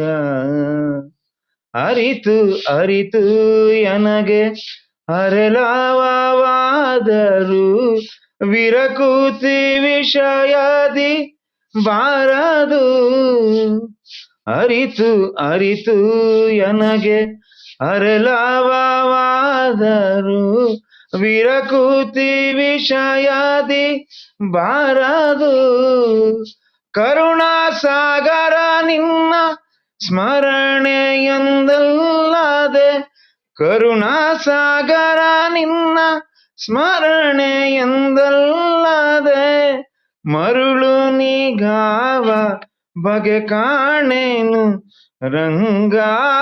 ಏಕೆ ಮಮತೆ ಕೊಟ್ಟು ದಣಿಸುವಿರಂಗ. ತನುವು ತನ್ನದು ಅಲ್ಲ ತನು ಸಂಬಂಧಿಗಳಾರೋ, ತನುವ್ಯಾರೋ ತಾನ್ಯಾರೋ ಅವರಿಗೆ. ತನುವು ತನ್ನದು ಅಲ್ಲ ತನು ಸಂಬಂಧಿಗಳಾರೋ, ತನುವ್ಯಾರೋ ತಾನ್ಯಾರೋ ಅವರಿಗೆ. ಧನ ಮೊದಲಾದ ವಿಷಯಗಳ ಅನುಭವ, ಧನ ಮೊದಲಾದ ವಿಷಯಗಳ ಅನುಭವ, ಹಿಂದಣ ಜನ್ಮದಂತಲ್ಲವೇ ರಂಗ. ಏಕೆ ಮಮತೆ ಕೊಟ್ಟು ದಣಿಸುವಿರಂಗ. ಇಂದ್ರಿಯಂಗಳ ವಿಷಯದಿಂದ ಭೇದಿಸೆ ಗೋವಿಂದ ನಿನ್ನ ಮನಕ್ಕೆ ಬಾರದು. ಇಂದ್ರಿಯಂಗಳ ವಿಷಯದಿಂದ ಭೇದಿಸೆ ಗೋವಿಂದ ನಿನ್ನ ಮನಕ್ಕೆ ಬಾರದು. ಇಂದಿರೆಯ ರಸ ಬ್ರಹ್ಮಾದಿ ವಂದಿತ ನಿನ್ನ, ಇಂದಿರೆಯ ರಸ ಬ್ರಹ್ಮಾದಿ ವಂದಿತ ನಿನ್ನ. ಬಂಧಕ ಶಕುತಿಗೆ ನಮೋ ನಮೋ ರಂಗ. ಏಕೆ ಮಮತೆ ಕೊಟ್ಟು ದಣಿಸುವಿರಂಗ. ಎಂದಿಗೆ ಇನ್ನು ನಿನ್ನ ಚಿತ್ತಕ್ಕೆ ಬರುವುದೋ, ಅಂದಿಗೆ ಉದ್ಧರಿಸು ಕರುಣಿಯೇ. ಎಂದಿಗೆ ಇನ್ನು ನಿನ್ನ ಚಿತ್ತಕ್ಕೆ ಬರುವುದೋ, ಅಂದಿಗೆ ಉದ್ಧರಿಸು ಕರುಣಿಯೇ ಸುಂದರ ವಿಗ್ರಹ ಗೋಪಾಲ ವಿಠಲ ಸುಖ ಸುಂದರ ವಿಗ್ರಹ ಗೋಪಾಲ ವಿಠಲ ಸುಖ ಸಾಂದ್ರ ಭವ ವಿಮೋಚಕ ನಮೋ ನಮೋ ರಂಗ ಏಕೆ ಮಮತೆ ಕೊಟ್ಟು ದಣಿಸುವಿರಂಗ ಏಕೆ ಮಮತೆ ಕೊಟ್ಟು ದಣಿಸುವಿರಂಗ ಏಕೆ ಮಮತೆ ಕೊಟ್ಟು ದಣಿಸುವಿರಂಗ. ಧನ್ಯವಾದಗಳು ಆಚಾರ್ಯರು. ತುಂಬಾ ಚೆನ್ನಾಗಿತ್ತು, ಕೃತಜ್ಞತೆಗಳು. ಪತ್ರ ಪುಷ್ಪದ ಸಮರ್ಪಣೆಯ ಕಥೆ ನಮ್ಗೆ ಗೊತ್ತಿದೆ. ಗಜೇಂದ್ರ ಮೋಕ್ಷದ ಕಥೆ ಪುಷ್ಪ ಸಮರ್ಪಣೆಯಿಂದಲೇ ಸಂಪನ್ನಗೊಳ್ಳುವುದು. ಅವನು ತಾನೇ ಕೆಸರ ಆಡುತ್ತಾ ಎಲ್ಲ ಗಿಡ ಕಮಲದ ತೇಟುಗಳನ್ನೆಲ್ಲ ಎತ್ತಿ ಎತ್ತಿ ಮೇಲಕ್ಕೆ ಎಸ್ತ ಹಾಕಿದ್ರು ಅವರೇ. ಆಮೇಲೆ ಯಾವಾಗ ಮೊಸಳೆ ಕಾಲು ಹಿಡೀತೋ ಆವಾಗ ಅದೇ ದಂಡೆಯಲ್ಲಿ ಬಿದ್ದಿದ್ದ ಇನ್ನೂ ಹಸಿ ಹಸಿ ಇತ್ತು, ಆದ್ರಿಂದಾಗ ಅದು ಇನ್ನೂ ಬಾಡಿರ್ಲಿಲ್ಲ. ಅದೇ ಎಲೆಯನ್ನ ಎತ್ತಿಕೊಂಡು ನಾರಾಯಣ ಅಖಿಲ ಗುರು ಭಗವನ್ ನಮಸ್ತೆ ಅಂತ ಶರಣಾಗತನಾದ ಅಲ್ವಾ. ಆವಾಗ ಭಗವಂತ ಅವನನ್ನ ಅಲ್ಲೇ ಪ್ರಕಟಗೊಂಡು ಆವಿರ್ಬಭೂವ. ತಕ್ಷಣದಲ್ಲೇ ಆ ನಕ್ರನ ವದನವನ್ನ ಚಕ್ರದಿಂದ ಕತ್ತರಿಸಿ, ನಕ್ರ ಅಂತಂದ್ರೆ ಮೊಸಳೆಯ ತಲೆಯನ್ನು ಕತ್ತರಿಸಿ ಚಕ್ರಧರನಾದ ಶ್ರೀಕೃಷ್ಣ ಭಗವಂತ ಆತನನ್ನ ಉದ್ಧರಿಸಿದ. ತಾಪಸ ಅಂತ ಆ ಭಗವಂತನ ರೂಪಕ್ಕೆ ಹೆಸರು. ತಾಪಸವನು ಮನ್ವಂತರದ ಅಧಿಪತಿಯಾಗಿ ಈ ಗಜೇಂದ್ರನನ್ನ ರಕ್ಷಣೆ ಮಾಡಿದ ಅಂತ ನಾವು ಆ ಕಥೆಯನ್ನು ಕೇಳ್ತೇವೆ. ನಾವು ಸಮರ್ಪಣೆ ಮಾಡಬೇಕಾದ ಪುಷ್ಪ ಏನು ಒಳಗಿನಿಂದ ಅಂತಂದ್ರೆ ಭಾವ ಪುಷ್ಪ. ಅಷ್ಟಭಿರ್ ಭಾವ ಪುಷ್ಪೈಹಿ ಅಂದ್ರೆ ಅದಕ್ಕೆ ಒಂದು ಸಾಲನ್ನ ಹೇಳಿದ್ದಾರೆ ಶಾಸ್ತ್ರಕಾರರು. ಅಹಿಂಸಾ ಪ್ರಥಮಂ ಪುಷ್ಪಂ ಪುಷ್ಪಮಿಂದ್ರಿಯ ನಿಗ್ರಹ ಸರ್ವಭೂತ ದಯಾ ಪುಷ್ಪಂ ಸತ್ಯ ಪುಷ್ಪಂ ವಿಶೇಷತಃ ಧ್ಯಾನ ಪುಷ್ಪಂ ಕ್ಷಮಾ ಪುಷ್ಪಂ. ಈ 8 ಪುಷ್ಪಗಳನ್ನ ದೇವರಿಗೆ ಸಮರ್ಪಣೆ ಮಾಡಿದ್ರೆ ದೇವರು ತುಂಬಾ ಏಭಿಸ್ತುಷ್ಯತಿ ಕೇಶವ ಅಷ್ಟಭಿಹಿ ಭಾವ ಪುಷ್ಪೈಹಿ. ಆಚಾರ್ಯರು ಕೂಡ ಇದನ್ನು ತುಂಬಾ ಒತ್ತು ಕೊಟ್ಟು ಹೇಳಿದ್ದಾರೆ ತಮ್ಮ ಸರ್ವಮೂಲ ಗ್ರಂಥಗಳಲ್ಲಿ. ಭಾವಪುಷ್ಪದಿಂದ ದೇವರನ್ನು ವಿಶೇಷವಾಗಿ ಅರ್ಚಿಸ್ಬೇಕು ಅಂದ್ರೆ ಏನರ್ಥ? ಸರಳವಾಗಿ ಹೇಳಬೇಕು ಅಂದ್ರೆ ನಮ್ಮ ನೈತಿಕ ಮೌಲ್ಯಗಳನ್ನು ಬೆಳೆಸ್ಕೊಳ್ಬೇಕು. ನೈತಿಕ ಮೌಲ್ಯಗಳನ್ನು ಬೆಳೆಸುವುದು ಅಂತಂದ್ರೆ ಯಾರಿಗೂ ಮಾತಿನಿಂದಾಗ್ಲಿ ಕೈಯಿಂದಾಗ್ಲಿ ಅಥವಾ ಮನಸ್ಸಿನಿಂದಾಗ್ಲಿ ಹಿಂಸೆ ಆಗುವಂತಹ ರೀತಿಯಲ್ಲಿ ವರ್ತಿಸದೇ ಇರುವಂತದ್ದು ಹಿಂಸಾ ಪ್ರಥಮಂ ಪುಷ್ಪ. ಇಂದ್ರಿಯ ನಿಗ್ರಹ, ನಮ್ಮ ಮನಸ್ಸು ಇತರ ಇಂದ್ರಿಯಗಳು ಬೇಡದ ಚಿಂತನೆಯಿಂದ ಹಿಂದಕ್ಕೆ ಸರಿಯುವುದು. ಸಂಯತಾತ್ಮ ಅಂತ ಅವನನ್ನು ಕರೀತಾರೆ. ಅದು ಒಂದು ವ್ರತವೇ, ಅದು ಒಂದು ಯಜ್ಞವೇ. ಆ ರೀತಿ ಇಂದ್ರಿಯಗಳನ್ನ ಹತೋಟಿಯಲ್ಲಿ ಇಟ್ಟುಕೊಂಡು ಯಾರಿಗೂ ಯಾವ ರೀತಿಯಿಂದಲೂ ಕೂಡ ಹಾನಿ ಮಾಡದ ರೀತಿಯಲ್ಲಿ, ಅಥವಾ ಕೆಟ್ಟದ್ದನ್ನ ಇನ್ನೊಬ್ಬರಿಗೆ ಹಾನಿಯಾಗುದಿಲ್ಲ, ಆದ್ರೆ ನಾವು ಅದರಿಂದ ಇನ್ನಷ್ಟು ಹಾನಿಗೊಳಗಾಗ್ತೇವೆ ಆ ಇಂದ್ರಿಯಗಳ ತಪ್ಪು ಬಳಕೆಯಿಂದ. ಅಂತದ್ದು ಬರಬಾರದು. ಅದು ಒಂದು ಪುಷ್ಪ ದೇವರಿಗೆ ಸಮರ್ಪಣೆ ಮಾಡ್ಬೇಕಾದದ್ದು. ಇಂದ್ರಿಯಗಳನ್ನ ನಿಗ್ರಹಿಸುವುದು, ಇಂದ್ರಿಯಗಳನ್ನ ತಪ್ಪು ದಾರಿಯಲ್ಲಿ ಹೋಗದಂತೆ ತಡೆಯುವುದು ಅನ್ನೋದೇ ದೇವರಿಗೆ ಸಮರ್ಪಿಸಬೇಕಾದ ಪುಷ್ಪ. ಇದು ಕೊಡುವುದಲ್ಲ ನೋಡಿ, ಇಂದ್ರಿಯವನ್ನ ಕೊಡು ಅಂತ ಹೇಳಿದ್ದಲ್ಲ ಪುಷ್ಪದ ರೂಪದಲ್ಲಿ. ಇಂದ್ರಿಯಗಳನ್ನ ಬೇಡದ ಕಡೆಗೆ ಹೋಗದಂತೆ ತಡೆಯುವುದೇ ಪುಷ್ಪ. ಇನ್ನೊಬ್ಬನಿಗೆ ಹಿಂಸೆ ಮಾಡದೇ ಇರುವುದೇ ಪುಷ್ಪ. ಸರ್ವಭೂತ ದಯಾ ಪುಷ್ಪಂ, ಇದು ಎಲ್ಲ ಜೀವರಾಶಿಗಳಿಗೂ ಹಿತ ಆಗ್ಲಿ ಅಂತ ಬಯಸುವಂತಹದ್ದು. ನಮ್ಗೆ ಯಾವ ರೀತಿಯಿಂದ ಸಾಧ್ಯ ಆಗುತ್ತೋ ಆ ರೀತಿ ಅವುಗಳಿಗೆ ಉಪಕಾರಕ್ಕೆ ನಾವು ತೊಡಗುವಂತಹದ್ದು. ಸತ್ಯ ಪುಷ್ಪ, ಪ್ರಾಮಾಣಿಕವಾಗಿರುವುದು. ದಯಾ ಪುಷ್ಪ, ಇನ್ನೊಬ್ಬರ ಕಷ್ಟಕ್ಕೆ ಕರಗುವುದು. ಕ್ಷಮಾ ಪುಷ್ಪ, ಇನ್ನೊಬ್ಬರ ತಪ್ಪನ್ನ ಸಹಿಸಿಕೊಳ್ಳುವುದು. ಅಂದ್ರೆ ಈ ರೀತಿ ಧ್ಯಾನ ಪುಷ್ಪ. ಧ್ಯಾನ ಅಂತಂದ್ರೆ ಭಗವಂತನನ್ನ ಧಾರಣೆ ಮಾಡುವುದು, ಎಷ್ಟು ಸಾಧ್ಯವೋ ಅಷ್ಟು ಸತ್ಕರ್ಮಗಳಲ್ಲಿ ಮನಸ್ಸನ್ನ ತೊಡಗಿಸುವಂತಹದ್ದು. ಇದು ಏಭಿಹಿ ತುಷ್ಯತಿ ಕೇಶವ. ಇದರಿಂದ, ಇಂತಹ ಪುಷ್ಪಗಳಿಂದ ದೇವರು ಪ್ರೀತನಾಗ್ತಾನೆ. ಯಾಕೆಂದ್ರೆ ಗಜೇಂದ್ರನ ಮನಸ್ಸು ಶುದ್ಧವಾಗಿತ್ತು. ಅವನಿಗೆ ಅನ್ಯಥಾ ಶರಣಂ ನಾಸ್ತಿ ತ್ವಮೇವ ಶರಣಂ ಮಮ ಅನ್ನುವ ಎಚ್ಚರ ಇತ್ತು. ಪ್ರಾಣಿಯಾಗಿದ್ರು ಕೂಡ ದೇವರು ಸ್ವೀಕರಿಸಿದ್ದು ಭಾವವನ್ನು ಹೊರತು ಅವನು ನಾವು ಭಾಗವತದಲ್ಲಿ ಹೇಳಿದ ಶ್ಲೋಕವನ್ನು ಹೇಳಿದ ಅಂತ ಅರ್ಥ ಅಲ್ಲ. ಅವನ ಒಳಗೊಬ್ಬ ಚೇತನ ಇದ್ದ. ಪೂರ್ವದಲ್ಲಿ ರಾಜನೇ ಆಗಿದ್ದವನು, ಪೂರ್ವದಲ್ಲಿ ಒಬ್ಬ ತಪಸ್ವಿ ಆಗಿದ್ದವನು. ಈ ಶಾಪದಿಂದಾಗಿ ಗಜೇಂದ್ರನಾಗಿದ್ದ. ಆದ್ರೆ ಬಾಯಿ ಬರದೇ ಇದ್ರು ಅವನ ಒಳಗೆ ಇದ್ದ ಪರಮಾತ್ಮನ ಬಗೆಗಿನ ಪೂರ್ವ ಜನ್ಮ ಸಂಸ್ಕಾರದಿಂದ ಆ ಸ್ತೋತ್ರವನ್ನ ಮನಸ್ಸಿನಿಂದ ಹೇಳಿದ, ಬಾಯಿಯಿಂದ ಗೀಳಿಟ್ಟದ್ದಷ್ಟೇ, ಮನಸ್ಸಿನಿಂದ ಹೇಳಿದ್ದು. ದೇವರಿಗೆ ಗೀಳಿಟ್ರು ಅರ್ಥ ಆಯ್ತು. ದೇವರಿಗೆ ಭಾಷೆ ಇಲ್ಲ. ಭಾಷೆ ಇಲ್ಲ ಅಂದ್ರೆ ನಮ್ಮ ಹಾಗಲ್ಲ. ಏನ್ರಿ ದೇವ್ರಿಗೆ ಭಾಷೆ ಇಲ್ಲ ಅಂತ ಹೇಳ್ತೀರಾ? ಅಲ್ಲಲ್ಲ. ಭಾಷೆ ಇಲ್ಲ ಅಂದ್ರೆ ಭಾಷೆಯ ಗಡುವಿಲ್ಲ. ಅವನಿಗೆ ಸಂಸ್ಕೃತದಲ್ಲೂ ಪ್ರಾರ್ಥನೆ ಮಾಡಬಹುದು.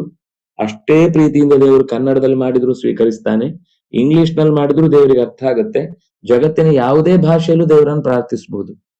ಸಂಸ್ಕೃತದ ವೈಶಿಷ್ಟ್ಯ ಏನು ಅಂತಂದ್ರೆ ಅದು ಸಾರ್ವಕಾಲಿಕವಾದ ಭಾಷೆಯಾಗಿ ಮತ್ತೆ ಬದಲಾಗದಂತೆ ಅಸ್ತಿತ್ವವನ್ನು ಉಳಿಸಿಕೊಳ್ಳುತ್ತೆ ಅನ್ನೋ ದೃಷ್ಟಿಯಿಂದ ಅದಕ್ಕೆ ಮಹತ್ವ ಹೇಳಿದ್ದು, ಮತ್ತು ಅತ್ಯಂತ ಕಡಿಮೆ ಪದಗಳಿಂದ ಅತ್ಯಂತ ಹೆಚ್ಚಿನ ಭಾವವನ್ನ ಸೆರೆ ಹಿಡಿಯಬಹುದು ಅನ್ನುವ ದೃಷ್ಟಿಯಿಂದ ಸಂಸ್ಕೃತಕ್ಕೆ ಮಹತ್ವ ಹೊರತು ಸಂಸ್ಕೃತದಲ್ಲಿ ಹೇಳಿದ್ರೆ ಮಾತ್ರ ದೇವರಿಗೆ ಪ್ರೀತಿ, ಸಂಸ್ಕೃತದಲ್ಲಿ ಹೇಳದೇ ಇದ್ರೆ ದೇವರು ಇಷ್ಟಪಡಲ್ಲ ಅನ್ನೋದಿಲ್ಲ. ದೇವರಿಗೆ ಭಾವ ಮುಖ್ಯ.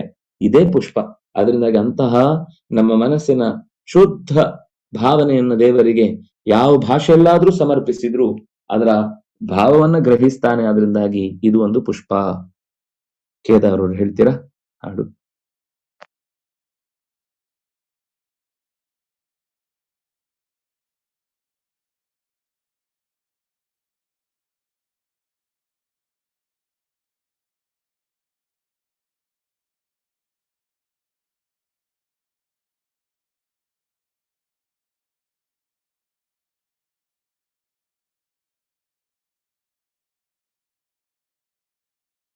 ಭೂಷಣ್ ಅವ್ರು ಹೇಳ್ತೀರಾ?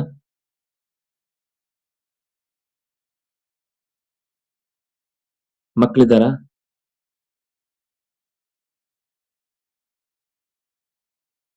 ಇಲ್ಲ ಆರ್ಯ. ಸರಿ ಸರಿ ಸರಿ.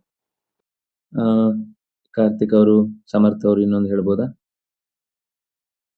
ಸ್ವಾತಿ ಅವರು ಕೆಳಗಿದ್ದೀರಿ, ಮೇಲ್ ಬನ್ನಿ.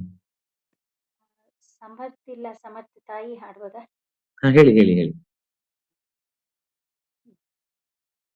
ನಾಗಶಯನನೇ ನಾದದ ವಂದ್ಯನೇ, ಹೇಗೆ ಅರ್ಚಿಸಲಿ ನಿನ್ನ ಶ್ರೀಹರಿಯೇ, ಹೇಗೆ ಮೆಚ್ಚಿಸಲಿ ನಿನ್ನ ಮಂಗಳಾಭಿಷೇಕಕ್ಕೆ ಉದಕ ತರುವೆ ನೆನೆ, ಗಂಗೆಯುಂಗುಷ್ಟದ ನೀ ಪಡೆದಿರುವೆ, ಸಂಗೀತ ಕೀರ್ತನೆಯ ಪಾಡುವೆ ನಿಲ್ದರೆ, ತುಂಬುರು ನಾರದರು ಪಾಡುತ್ತಿಹರು ದೇವ, ಸಂಗೀತ ಕೀರ್ತನೆಯ ಪಾಡುವೆ ನಿಲ್ದರೆ, ತುಂಬುರು ನಾರದರು ಪಾಡುತ್ತಿಹರು ದೇವ, ಹೇಗೆ ಅರ್ಚಿಸಲಿ ನಿನ್ನ ಶ್ರೀಹರಿಯೇ, ಹೇಗೆ ಮೆಚ್ಚಿಸಲಿ ನಿನ್ನ ಹರಿಯೇ, ಹೇಗೆ ಅರ್ಚಿಸಲಿ ನಿನ್ನ ಹಾಸಿಗೆಯನ್ನು ತಂದು ಹಾಸಬೇಕೆಂದರೆ, ಶೇಷನ ಮೇಲೆ ನೀ ಪವಡಿಸಿದೆ, ಬೀಸಣಿಗೆಯ ತಂದು ಬೀಸಬೇಕೆಂದರೆ, ಬೀಸುತ್ತಿಹನು ಗರುಡ ತನ್ನ ಪಕ್ಕದಲ್ಲಿ, ಬೀಸಣಿಗೆಯ ತಂದು ಬೀಸಬೇಕೆಂದರೆ,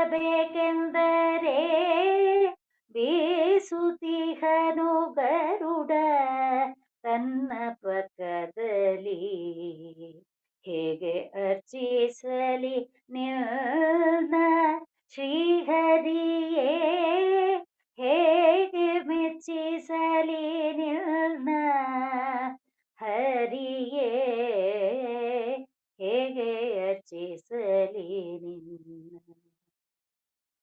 ನಿತ್ಯ ಗುಣಾಣವ ನಿಜ ಗುಣ ಪರಿಪೂರ್ಣ, ನಿತ್ಯ ಗುಣಾಣವ ನಿಜ ಗುಣ ಪರಿಪೂರ್ಣ, ಸಚ್ಚಿದಾನಂದ ಸನಕಾದಿಕ ಸನಕಾದಿವಂದ್ಯ ಸಚ್ಚಿದಾನಂದ ಸನಕಾದಿವಂದ್ಯ ಮುಕ್ತಿದಾಯಕ ನಮ್ಮ ಪುರಂದರ ವಿಠಲ ಭಕ್ತಿದಾಯಕನೆಂದು ಸ್ತುತಿಸಿಕೊಂಡಾಡುವೆ ಮುಕ್ತಿದಾಯಕ ನಮ್ಮ ಪುರಂದರ ವಿಠಲ ಭಕ್ತಿದಾಯಕನೆಂದು ಸ್ತುತಿಸಿಕೊಂಡಾಡುವೆ ಹೇಗೆ ಅರ್ಚಿಸಲಿ ನಿನ್ನ ಶ್ರೀಹರಿಯೇ ಹೇಗೆ ಮೆಚ್ಚಿಸಲಿ ನಿನ್ನ ಹರಿಯೇ ಹೇಗೆ ಅರ್ಚಿಸಲಿ ನಿನ್ನ ನಾಗಶಯನನೇ ನಾರದ ವದ್ಯನೇ ಹೇಗೆ ಅರ್ಚಿಸಲಿ ನಿನ್ನ ಶ್ರೀಹರಿಯೇ ಹೇಗೆ ಮೆಚ್ಚಿಸಲಿ. ಹರೇ ಶ್ರೀನಿವಾಸ. ಕೃತಜ್ಞತೆಗಳು. ಪತ್ರ ಪುಷ್ಪ ಫಲ. ಫಲ ಅಂದಾಗ ನಮಗೆ ಶಬರಿ ನೆನಪಾಗುತ್ತೆ. ಫಲ ಅಂದಾಗ ಒಬ್ಬ ರಂತಿದೇವ ಅಂತ ರಾಜ ತನ್ಗೆ ಕೊನೆಗೆ 48 ದಿವಸದ ಉಪವಾಸದ ಬಳಿಕ ಇಡೀ ದೇಶಕ್ಕೆ ಕ್ಷಾಮ ಬಂದಿದೆ ಅಂತ ಅವನು ಕೂಡ ಎಲ್ಲರಿಗೂ ಆಹಾರ ತಲುಪುವ ತನಕ ವ್ರತ ಮಾಡಿ ಕೊನೆಗೆ ತಾನಿಗೇನೋ ಒಂದು ಉಳಿದ ಒಂದಿಷ್ಟು ಹಿಟ್ಟು ನೀರನ್ನು ತಿನ್ಬೇಕು ಅಂತ ಹೊರಟಾಗ ಆಗ್ಲೂ ಒಂದಿಷ್ಟು ಜನ ಬರ್ತಾರೆ, ನಮ್ಗೇನು ಸಿಕ್ಕಿಲ್ಲ, ಹಿಟ್ಟು ಕೊಡ್ತಾನೆ, ನೀರು ಉಳಿಯುತ್ತೆ. ಅದನ್ನು ಕುಡಿಲಿಕ್ಕೆ ಹೋದಾಗ ಒಂದು ಉದ್ಯಾನದಲ್ಲಿ ನರಳುವ ನಾಯಿ ಕಾಣುತ್ತೆ.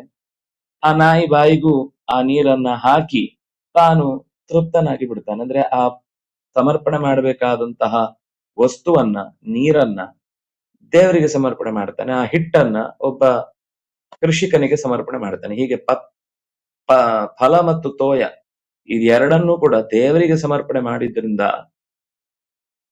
ಅತ್ಯಂತ ಶ್ರದ್ಧೆಯಿಂದ ಮಾಡಿದ್ರಿಂದ ಭಗವಂತ ಒಲಿದು ಬರ್ತಾನೆ. ಕೂಡ್ಲೆ ತನ್ನ ದರ್ಶನ ತೋರಿಸಿ ಹೇಳ್ತಾನೆ, ನೀನೇನ್ ಇಷ್ಟು ದೊಡ್ಡ ಭಕ್ತನಾಗಿ ಬಿಟ್ಟಿ, ನಿನಗೆ ನಿನ್ನ ಜೀವಕ್ಕಿಂತ ಪ್ರಜೆಗಳ ಕ್ಷೇಮ ದುಡಿದು ಅಂತಾಯ್ತಲ್ವಾ. ಅಲ್ಲೇ ಪ್ರಾಣಿಯಲ್ಲೇ ನೆಲೆಸಿ ಭಗವಂತ ಅವನಿಂದ ತೃಪ್ತನಾಗಿ ರಕ್ಷಣೆ ಮಾಡಿದ ಅಂತ. ಹೀಗೆ ನಾವು ರಂತಿದೇವನ ಕಥೆಯನ್ನು ಕೇಳ್ತೇವೆ, ಶಬರಿಯ ಕಥೆ ಕೇಳ್ತೇವೆ. ಕೃಷ್ಣ ಏನ್ ಹೇಳದ ಫಲ ಅಂದ್ರೆ ಕರ್ಮಣ್ಯೇವಾಧಿಕಾರೇಷು ಮಾ ಫಲೇಶು ಕದಾಚನ ಫಲಸಕ್ತೋ ನಿಬದ್ಧತೆ ಅಂತ ಎಚ್ಚರಿಕೆ ಕೊಟ್ಟಿದ್ದಾರೆ ಗೀತೆಯಲ್ಲಿ. ಯಾರು ಫಲದಲ್ಲಿ ಆಸಕ್ತನಾಗ್ತಾನೋ ಅವನು ನಿಬದ್ಧತೆ, ನಿತರಾಂ ಬದ್ಧತೆ, ನಿಶ್ಚಯವಾಗಿ ಅವನು ಗಂಟು ಹಾಕೊಳ್ತಾನೆ.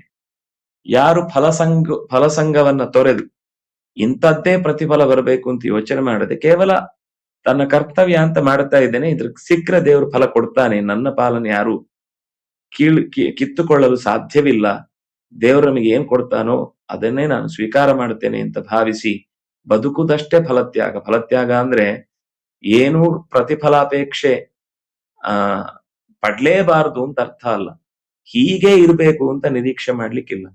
ಅದು ಸಿಗುವುದು ಅಂತ ಇರುವುದನ್ನ ತಪ್ಪಿಸ್ಲಿಕ್ಕೆ ಸಾಧ್ಯ ಇಲ್ಲ ಅನ್ನುವ ಅರ್ಥದಲ್ಲಿ ದೇವರಿಗೆ ಕರ್ತವ್ಯವನ್ನ ನಿರ್ವಹಿಸಿ ಅದರ ಫಲವನ್ನ ಕೊಟ್ರೆ ತಗೊಳ್ಳೋದು, ಇಲ್ಲ ಅಂದ್ರೆ ಅದು ನಂದಲ್ಲ ಅಂತ ಬಿಟ್ಟು ಬಿಡುವ ಎಚ್ಚರಿಕೆ ಏನಿದೆ, ಇದು ಫಲ ಸಮರ್ಪಣೆ ಅಂತ ಈ ಕಥೆಯ ಮೂಲಕ ಫಲ ಮತ್ತು ತೋಯ ಅಂದ್ರೆ ನೀರೇನು ದೇವರಿಗೆ ಸಮರ್ಪಣೆ ಮಾಡ್ಬೇಕಾದ್ದು ಅಂದ್ರೆ ಕಣ್ಣೀರ ಧಾರೆ.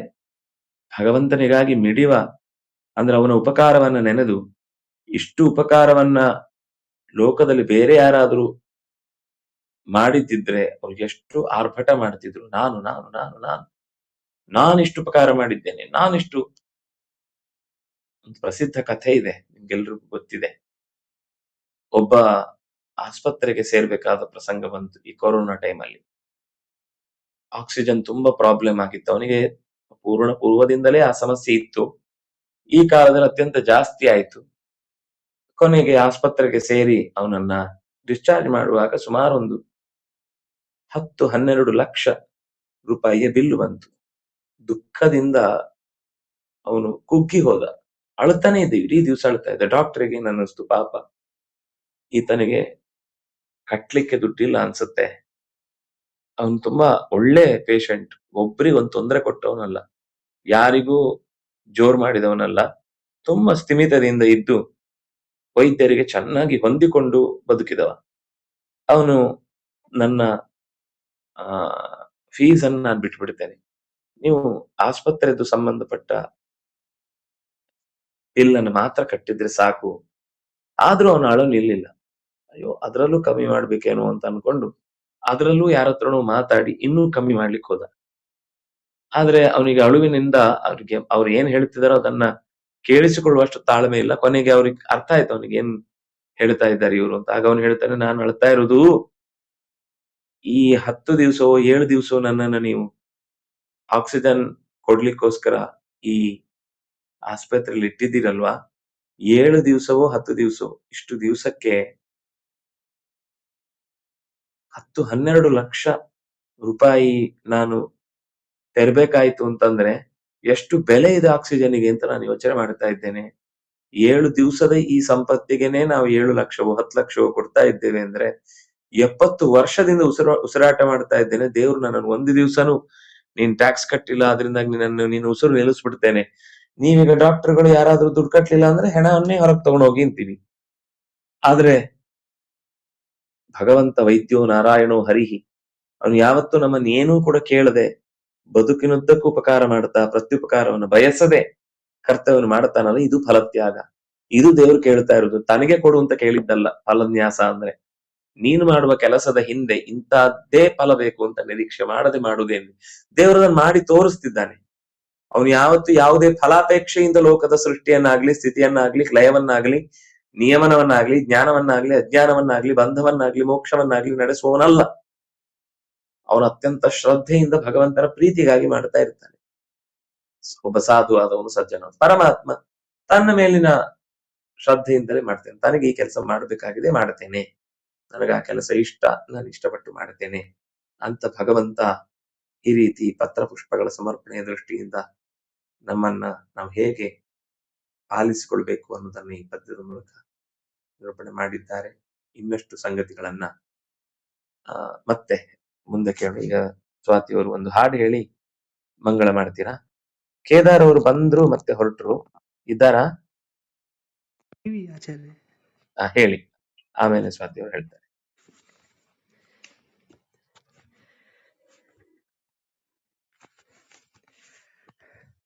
ಪುಂಡರೀಕ ಮುನಿವರದನಮಿಪೆ ನಿನಗೆ, ನೀ ತ್ವರಿತದಲೆನಗೆ, ಪಾಂಡುರಂಗ ತ್ವತ್ಪಾದ ಪಾಲಿಸಯ್ಯ, ಕರುಣದಿ ಪಿಡಿಕಯ್ಯ, ಪಾಂಡುರಂಗ ತ್ವತ್ಪಾದ ಪಾಲಿಸಯ್ಯ. ಪುಂಡರೀಕ ಮುನಿವರದನಮಿಪೆ ನಿನಗೆ, ನೀ ತ್ವರಿತದಲೆನಗೆ, ಪಾಂಡುರಂಗ ತ್ವತ್ಪಾದ ಪಾಲಿಸಯ್ಯ, ಕರುಣದಿ ಪಿಡಿಕಯ್ಯ, ಪಾಂಡುರಂಗ ತ್ವತ್ಪಾದ ಪಾಲಿಸಯ್ಯ.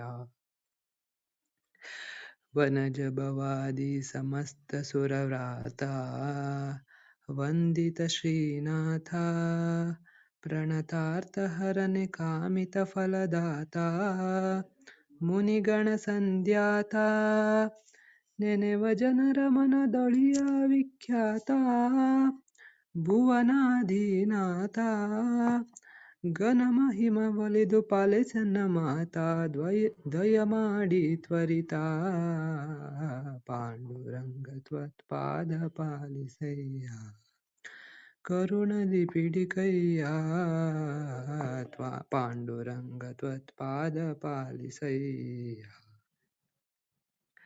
ಸುರಚಿರ ಮಹಿಮನೆ ಭಜ ಕಾಮರದೇನು, ವಸುದೇವರ ಸೂನು, ಧರಣಿಯೊಳಗೆ ನಮ್ಮ ಹಿರಿಯರನುದ್ಧಾರ ಮಾಡಿದ ಗಂಭೀರ, ದೊರೆಯೇ ನಿನ್ನುರ ತರ್ನ್ಯರ ನಾನರಿಯೇ, ಕೇಳಲು ನರಹರಿಯೇ, ಕರೆ ಕರೆ ಭವದೊಳು ಬಿದ್ದು ಬಾಯಿ ಬಿಡುವೆ ಪೊರೆಯೆಂದು ನುಡಿವೆ ಪಾಂಡುರಂಗ ತ್ವತ್ಪಾದ ಪಾಲಿಸಯ್ಯ ಕರುಣದಿ ಪೀಡಿಕಯ್ಯ ಪಾಂಡುರಂಗ ತ್ವತ್ಪಾದ ಪಾಲಿಸಯ್ಯ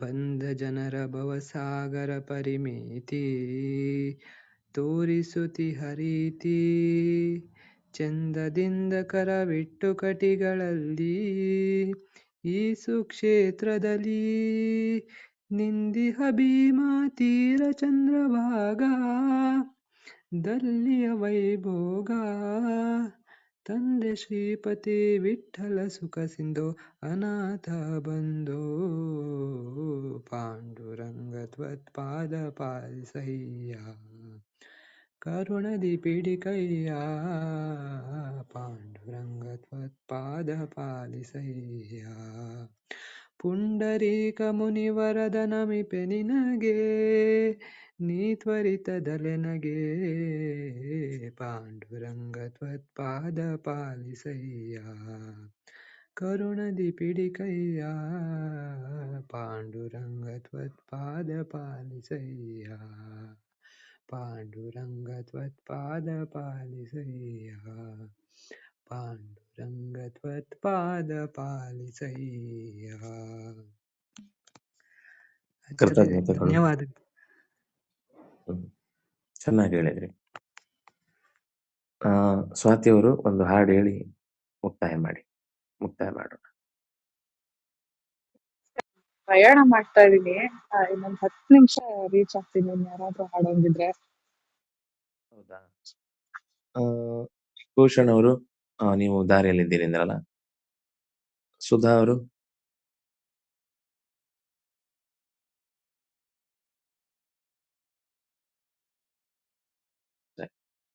ಕೇದಾರ್ ಅವ್ರು ಇನ್ನೊಂದು ಹೇಳ್ತೀರಾ?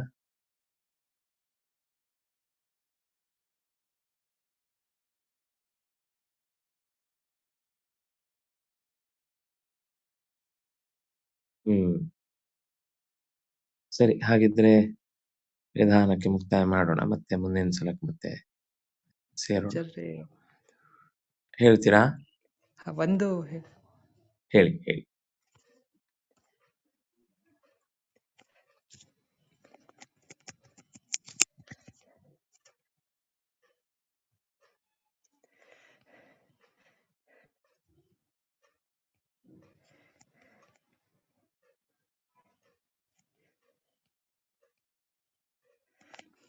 ಕಾಗದ ಬಂದಿದೆ ನಮ್ಮ ಕಮಲನಾಭನದು, ಕಾಗದ ಬಂದಿದೆ ನಮ್ಮ ಕಮಲನಾಭನದು. ಈ ಕಾಗದವನ್ನು ಓದಿಕೊಂಡು ಕಾಲವ ಕಳೆಯಿರೋ, ಈ ಕಾಗದವನ್ನು ಓದಿಕೊಂಡು ಕಾಲವ ಕಳೆಯಿರೋ. ಕಾಗದ ಬಂದಿದೆ ನಮ್ಮ ಕಮಲನಾಭನದು, ಕಾಗದ ಬಂದಿದೆ ನಮ್ಮ ಕಮಲನಾಭನದು. ಕಾಮಕ್ರೋಧ ಬಿಡಿರೆಂಬೋ ಕಾಗದ ಬಂದಿದೆ, ನೇಮನಿಷ್ಠೆಯೊಳಿರೆಂಬೋ ಕಾಗದ ಬಂದಿದೆ. ಕಾಮಕ್ರೋಧ ಬಿಡಿರೆಂಬೋ ಕಾಗದ ಬಂದಿದೆ, ನೇಮನಿಷ್ಠೆಯೊಳಿರೆಂಬೋ ಕಾಗದ ಬಂದಿದೆ. ತಾಮಸ ಜನರನ್ನು ಕೂಡದಿರೆಂಬೋ ಕಾಗದ ಬಂದಿದೆ, ತಾಮಸ ಜನರನ್ನು ಕೂಡದಿರೆಂಬೋ ಕಾಗದ ಬಂದಿದೆ. ನಮ್ಮ ಕಾಮನಯ್ಯನು ತಾನೇ ಬರೆದ ಕಾಗದ ಬಂದಿದೆ, ನಮ್ಮ ಕಾಮನಯ್ಯನು ತಾನೇ ಬರೆದ ಕಾಗದ ಬಂದಿದೆ. ಕಾಗದ ಬಂದಿದೆ ನಮ್ಮ ಕಮಲನಾಭನದು, ಕಾಗದ ಬಂದಿದೆ ನಮ್ಮ ಕಮಲನಾಭನದು. ಹರೇ ರಾಮ ರಾಮ ರಾಮ ಹರೇ ಹರೇ, ಹರೇ ಕೃಷ್ಣ ಕೃಷ್ಣ ಕೃಷ್ಣ ಹರೇ ಹರೇ. ಹೆಣ್ಣಿನಾಸೆ ಬೀಡಿರೆಂಬೋ ಕಾಗದ ಬಂದಿದೆ, ಹೊನ್ನಿನಾಸೆ ಬೀಡಿರೆಂಬೋ ಕಾಗದ ಬಂದಿದೆ. ಹೆಣ್ಣಿನಾಸೆ ಬೀಡಿರೆಂಬೋ ಕಾಗದ ಬಂದಿದೆ, ಹೊನ್ನಿನಾಸೆ ಬೀಡಿರೆಂಬೋ ಕಾಗದ ಬಂದಿದೆ. ಮಣ್ಣಿನಾಸೆ ಬೀಡಿರೆಂಬೋ ಕಾಗದ ಬಂದಿದೆ, ಮಣ್ಣಿನಾಸೆ ಬೀಡಿರೆಂಬೋ ಕಾಗದ ಬಂದಿದೆ, ನಮ್ಮ ಕಮಲನಾಭನು ತಾನೇ ಬರೆದ ಕಾಗದ ಬಂದಿದೆ, ನಮ್ಮ ಕಮಲನಾಭನು ತಾನೇ ಬರೆದ ಕಾಗದ ಬಂದಿದೆ, ಕಾಗದ ಬಂದಿದೆ ನಮ್ಮ ಕಮಲನಾಭನದು, ಕಾಗದ ಬಂದಿದೆ ಕಮಲನಾಭನದು. ಹರೆ ರಾಮ ರಾಮ ರಾಮ ಹರೆ ಹರೆ, ಹರೆ ಕೃಷ್ಣ ಕೃಷ್ಣ ಕೃಷ್ಣ ಹರೆ ಹರೆ. ಗೆಜೆ ಕಾಲ್ ಕಟ್ಟಿರೆಂಬೋ ಕಾಗದ ಬಂದಿದೆ, ಹೆಜ್ಜೆ ಹೆಜ್ಜೆಗೂ ಹರಿಯನಿರೆಂಬೋ ಕಾಗದ ಬಂದಿದೆ, ಗೆಜ್ಜೆ ಕಾಲ್ ಕಟ್ಟಿರೆಂಬೋ ಕಾಗದ ಬಂದಿದೆ, ಹೆಜ್ಜೆ ಹೆಜ್ಜೆಗೆ ಹರಿಯನಿರೆಂಬೋ ಕಾಗದ ಬಂದಿದೆ, ಲಜ್ಜೆ ಬಿಟ್ಟು ಕುಣಿರೆಂಬೋ ಕಾಗದ ಬಂದಿದೆ, ಲಜ್ಜೆ ಬಿಟ್ಟು ಕುಣಿರೆಂಬೋ ಕಾಗದ ಬಂದಿದೆ, ನಮ್ಮ ಪುರಂದರ ವಿಠಲನು ತಾನೇ ಬರೆದ ಕಾಗದ ಬಂದಿದೆ, ನಮ್ಮ ಪುರಂದರ ವಿಠಲನು ತಾನೇ ಬರೆದ ಕಾಗದ ಬಂದಿದೆ, ಕಾಗದ ಬಂದಿದೆ ನಮ್ಮ ಕಮಲನಾಭನದು, ಕಾಗದ ಬಂದಿದೆ ನಮ್ಮ ಕಮಲನಾಭನದು. ಹರೆ ರಾಮ ರಾಮ ರಾಮ ಹರೆ ಹರೆ, ಹರೆ ಕೃಷ್ಣ ಕೃಷ್ಣ ಕೃಷ್ಣ ಹರೆ ಹರೆ, ರಾಮ ರಾಮ ಹರೆ ಹರೆ, ಕೃಷ್ಣ ಕೃಷ್ಣ ಹರೆ ಹರೆ. ಸರಿ, ಧನ್ಯವಾದ. ಲಕ್ಷ್ಮೀಕಾಂತ್ ಅವ್ರು ಹೇಳ್ತೀರಾ? ಸರ್ ಲಾಲಿ ಹಾಡು ಹೇಳ್ಬೋದಾ? ಹಾ, ಹೇಳಿ. ಕಂದನ ತೂಗಿದಳು ಯಶೋದ, ಕಂದನ ತೂಗಿದಳು ಇಂದಿರಾರಮಣನ ಅಂದವದನದಲ್ಲಿ, ಇಂದಿರಾರಮಣನ ಅಂದವದನದಲ್ಲಿ ಮಂದಹಾಸವ ನೋಡಿ ನಂದದಿ ಹಿಗ್ಗುತ್ತ ಕಂದನ ತೂಗಿದಳು ಯಶೋದ, ಕಂದನ ತೂಗಿದಳು. ಪದುಮನಾಭನನು ಹೃದಯದಿ ನೆನೆಯುತ್ತ ಮುದದಿಂದಲಿ ದಿವ್ಯ ಪದಗಳ ಪಾಡುತ್ತ, ಪದ್ಮನಾಭನನು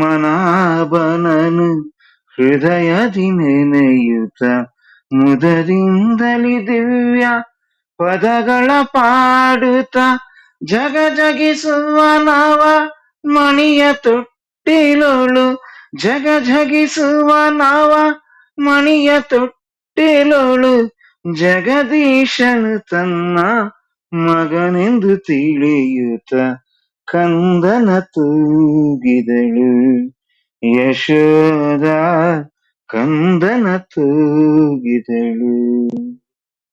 ತನ್ನ ಸೌಭಾಗ್ಯವು ಅನ್ಯರಿಗಾವುದೆಂದು ಹೆಮ್ಮೆಯಿಂದ ಪ್ರಸನ್ನ ನಂದನ ಸತಿತ, ತನ್ನ ಸೌಭಾಗ್ಯವು ಅನ್ಯರಿಗಾವುದೆಂದು ಹೆಮ್ಮೆಯಿಂದ ಪ್ರಸನ್ನ ನಂದನ ಸತಿತ, ಲಕ್ಷ್ಮೀಶನು ಇತ್ತ ಪುತ್ರ ಭಿಕ್ಷವೆಂದು, ಲಕ್ಷ್ಮೀಶನು ಇತ್ತ ಪುತ್ರ ಭಿಕ್ಷವೆಂದು ಅಕ್ಷಿಗಳಲ್ಲಿ ಸುಖ ಬಾಷ್ಪವ ಸುರಿಸುತ್ತ ಕಂದನ ತೂಗಿದಳು ಯಶೋದ, ಕಂದನ ತೂಗಿದಳು ಯಶೋದ, ಕಂದನ ತೂಗಿದಳು.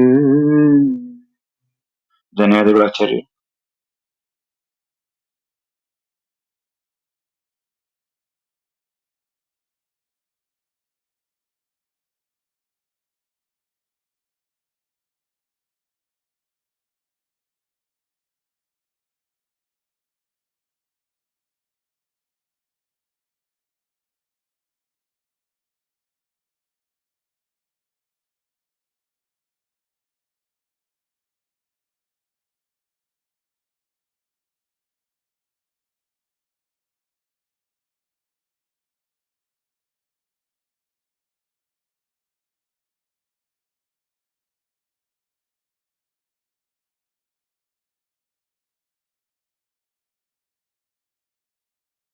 ಈಗ ಸ್ವಾತಿಯವರು ಬರ್ಲಿಲ್ಲಲ್ಲ, ಸರಿ, ಕೃಷ್ಣ ಅರ್ಪಣೆ ಬಿಡೋಣ.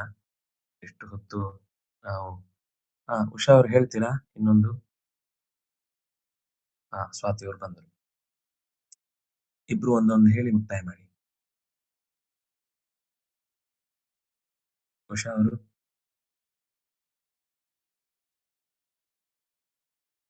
ಕೇಳಿಸ್ತಿದ್ಯಾ ನಾನು ಹೇಳಿದ್ದು?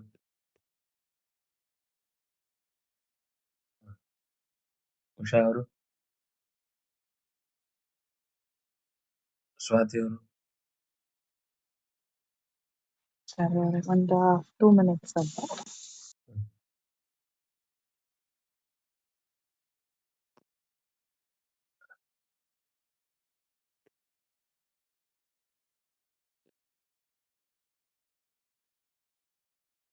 ಉಷಾ ಅವ್ರು ಇದ್ದೀರಾ?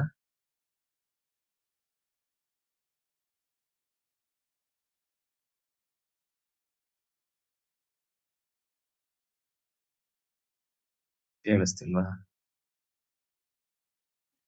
ಆಚಾರ್ಯರೇ ಲಾಲಿ ಹಾಡದ ಅಥವಾ? ಒಂದು ಹಾಡು ಹೇಳಿ, ಲಾಲಿ ಹಾಡಿ. ಹೌದಾ, ಸರಿ.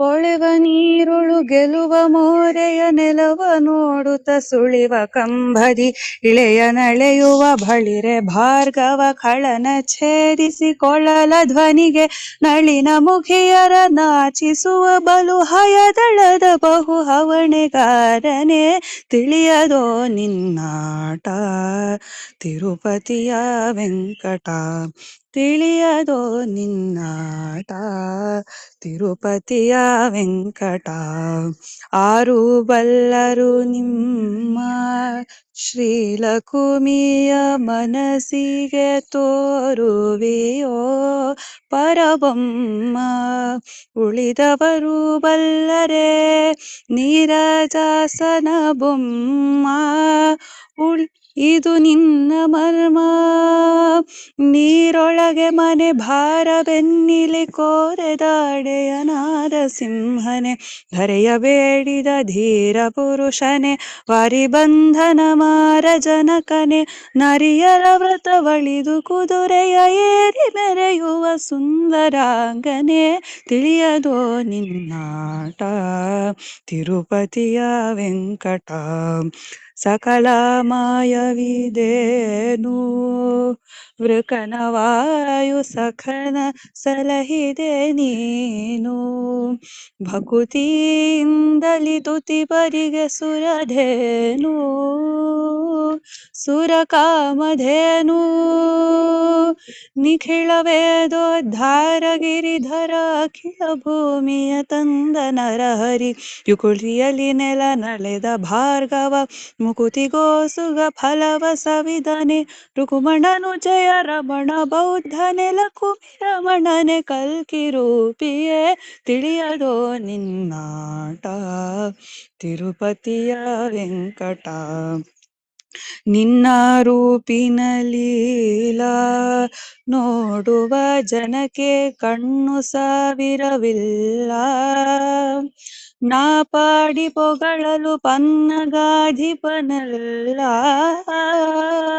ನೀನರಿಯದಿಲ್ಲ ಕಣ್ಣು ಮುಚ್ಚದೆ ಬೆನ್ನು ತೋರುವಿ ಮಣ್ಣು ಕೆದರುವಿ ಚಿನ್ನಗೊಲಿದನೆ ಸಣ್ಣ ವಾಮನ ಅಣ್ಣ ರಾಮನೆ ಪುಣ್ಯ ಪುರುಷನೆ ಬನ್ನ ಬಡಕನೆ ಹೆಣ್ಣುಗಳ ವ್ರತ ಕೆಡಿಸಿ ತೇಜೆಯ ಬೆನ್ನನೇರಿದ ವ್ಯಾಸ ವಿಠಲ ತಿಳಿಯದೋ ನಿನ್ನಾಟ ತಿರುಪತಿಯ ವೆಂಕಟ ತಿಳಿಯದೋ ನಿನ್ನಾಟ ತಿರುಪತಿಯ ವೆಂಕಟ ತಿರುಪತಿಯ ವೆಂಕಟ.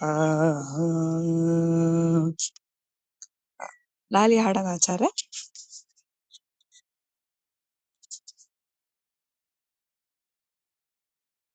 ಆಚಾರ್ಯ ಕೇಳಿಸ್ತಾ ಇದೆಯಾ? ಲಾಲಿ ಹಾಡದ? ಉಷಾ ಅವರಿದ್ದಾರಾ? ಒಂದ್ಸರ್ತಿ ಕೇಳ್ಬಿಡೋಣ. ಉಷಾ ಅವರು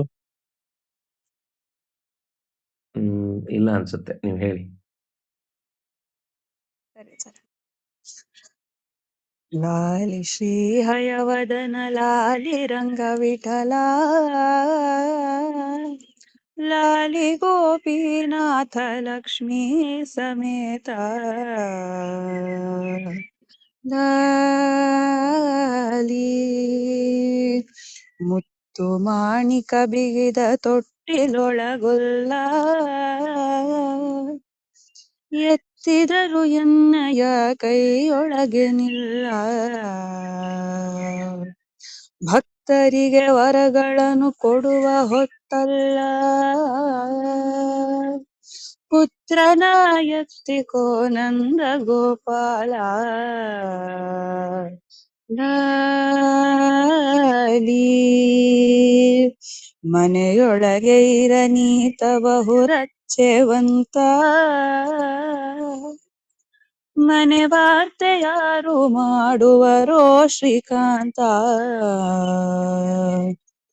ಗುಣಗುಣಗೊಳಗಿಪ್ಪ ಬಹುಗುಣವಂತ ಗುಣಬದ್ಧನಾಗಿ ಶ್ರೀ ಲಕ್ಷ್ಮೀಕಾಂತ ಲಾಲಿ ಶ್ರೀರಾಂಬು ನಿಧಿಯೊಳಗೆ ಸಜ್ಜೆಯೊಳಗಿರುವ ಶ್ರೀರಮಣ ಭಕ್ತರಿಚ್ಛೆಗೆ ಒಲಿದು ಬರುವ ಶ್ರೀರಾಂಬು ನಿಧಿಯೊಳಗೆ ಸಜ್ಜೆಯೊಳಗಿರುವ ಶ್ರೀರಮಣ ಭಕ್ತರಿಚ್ಛೆಗೆ ಒಲಿದು ಬರುವ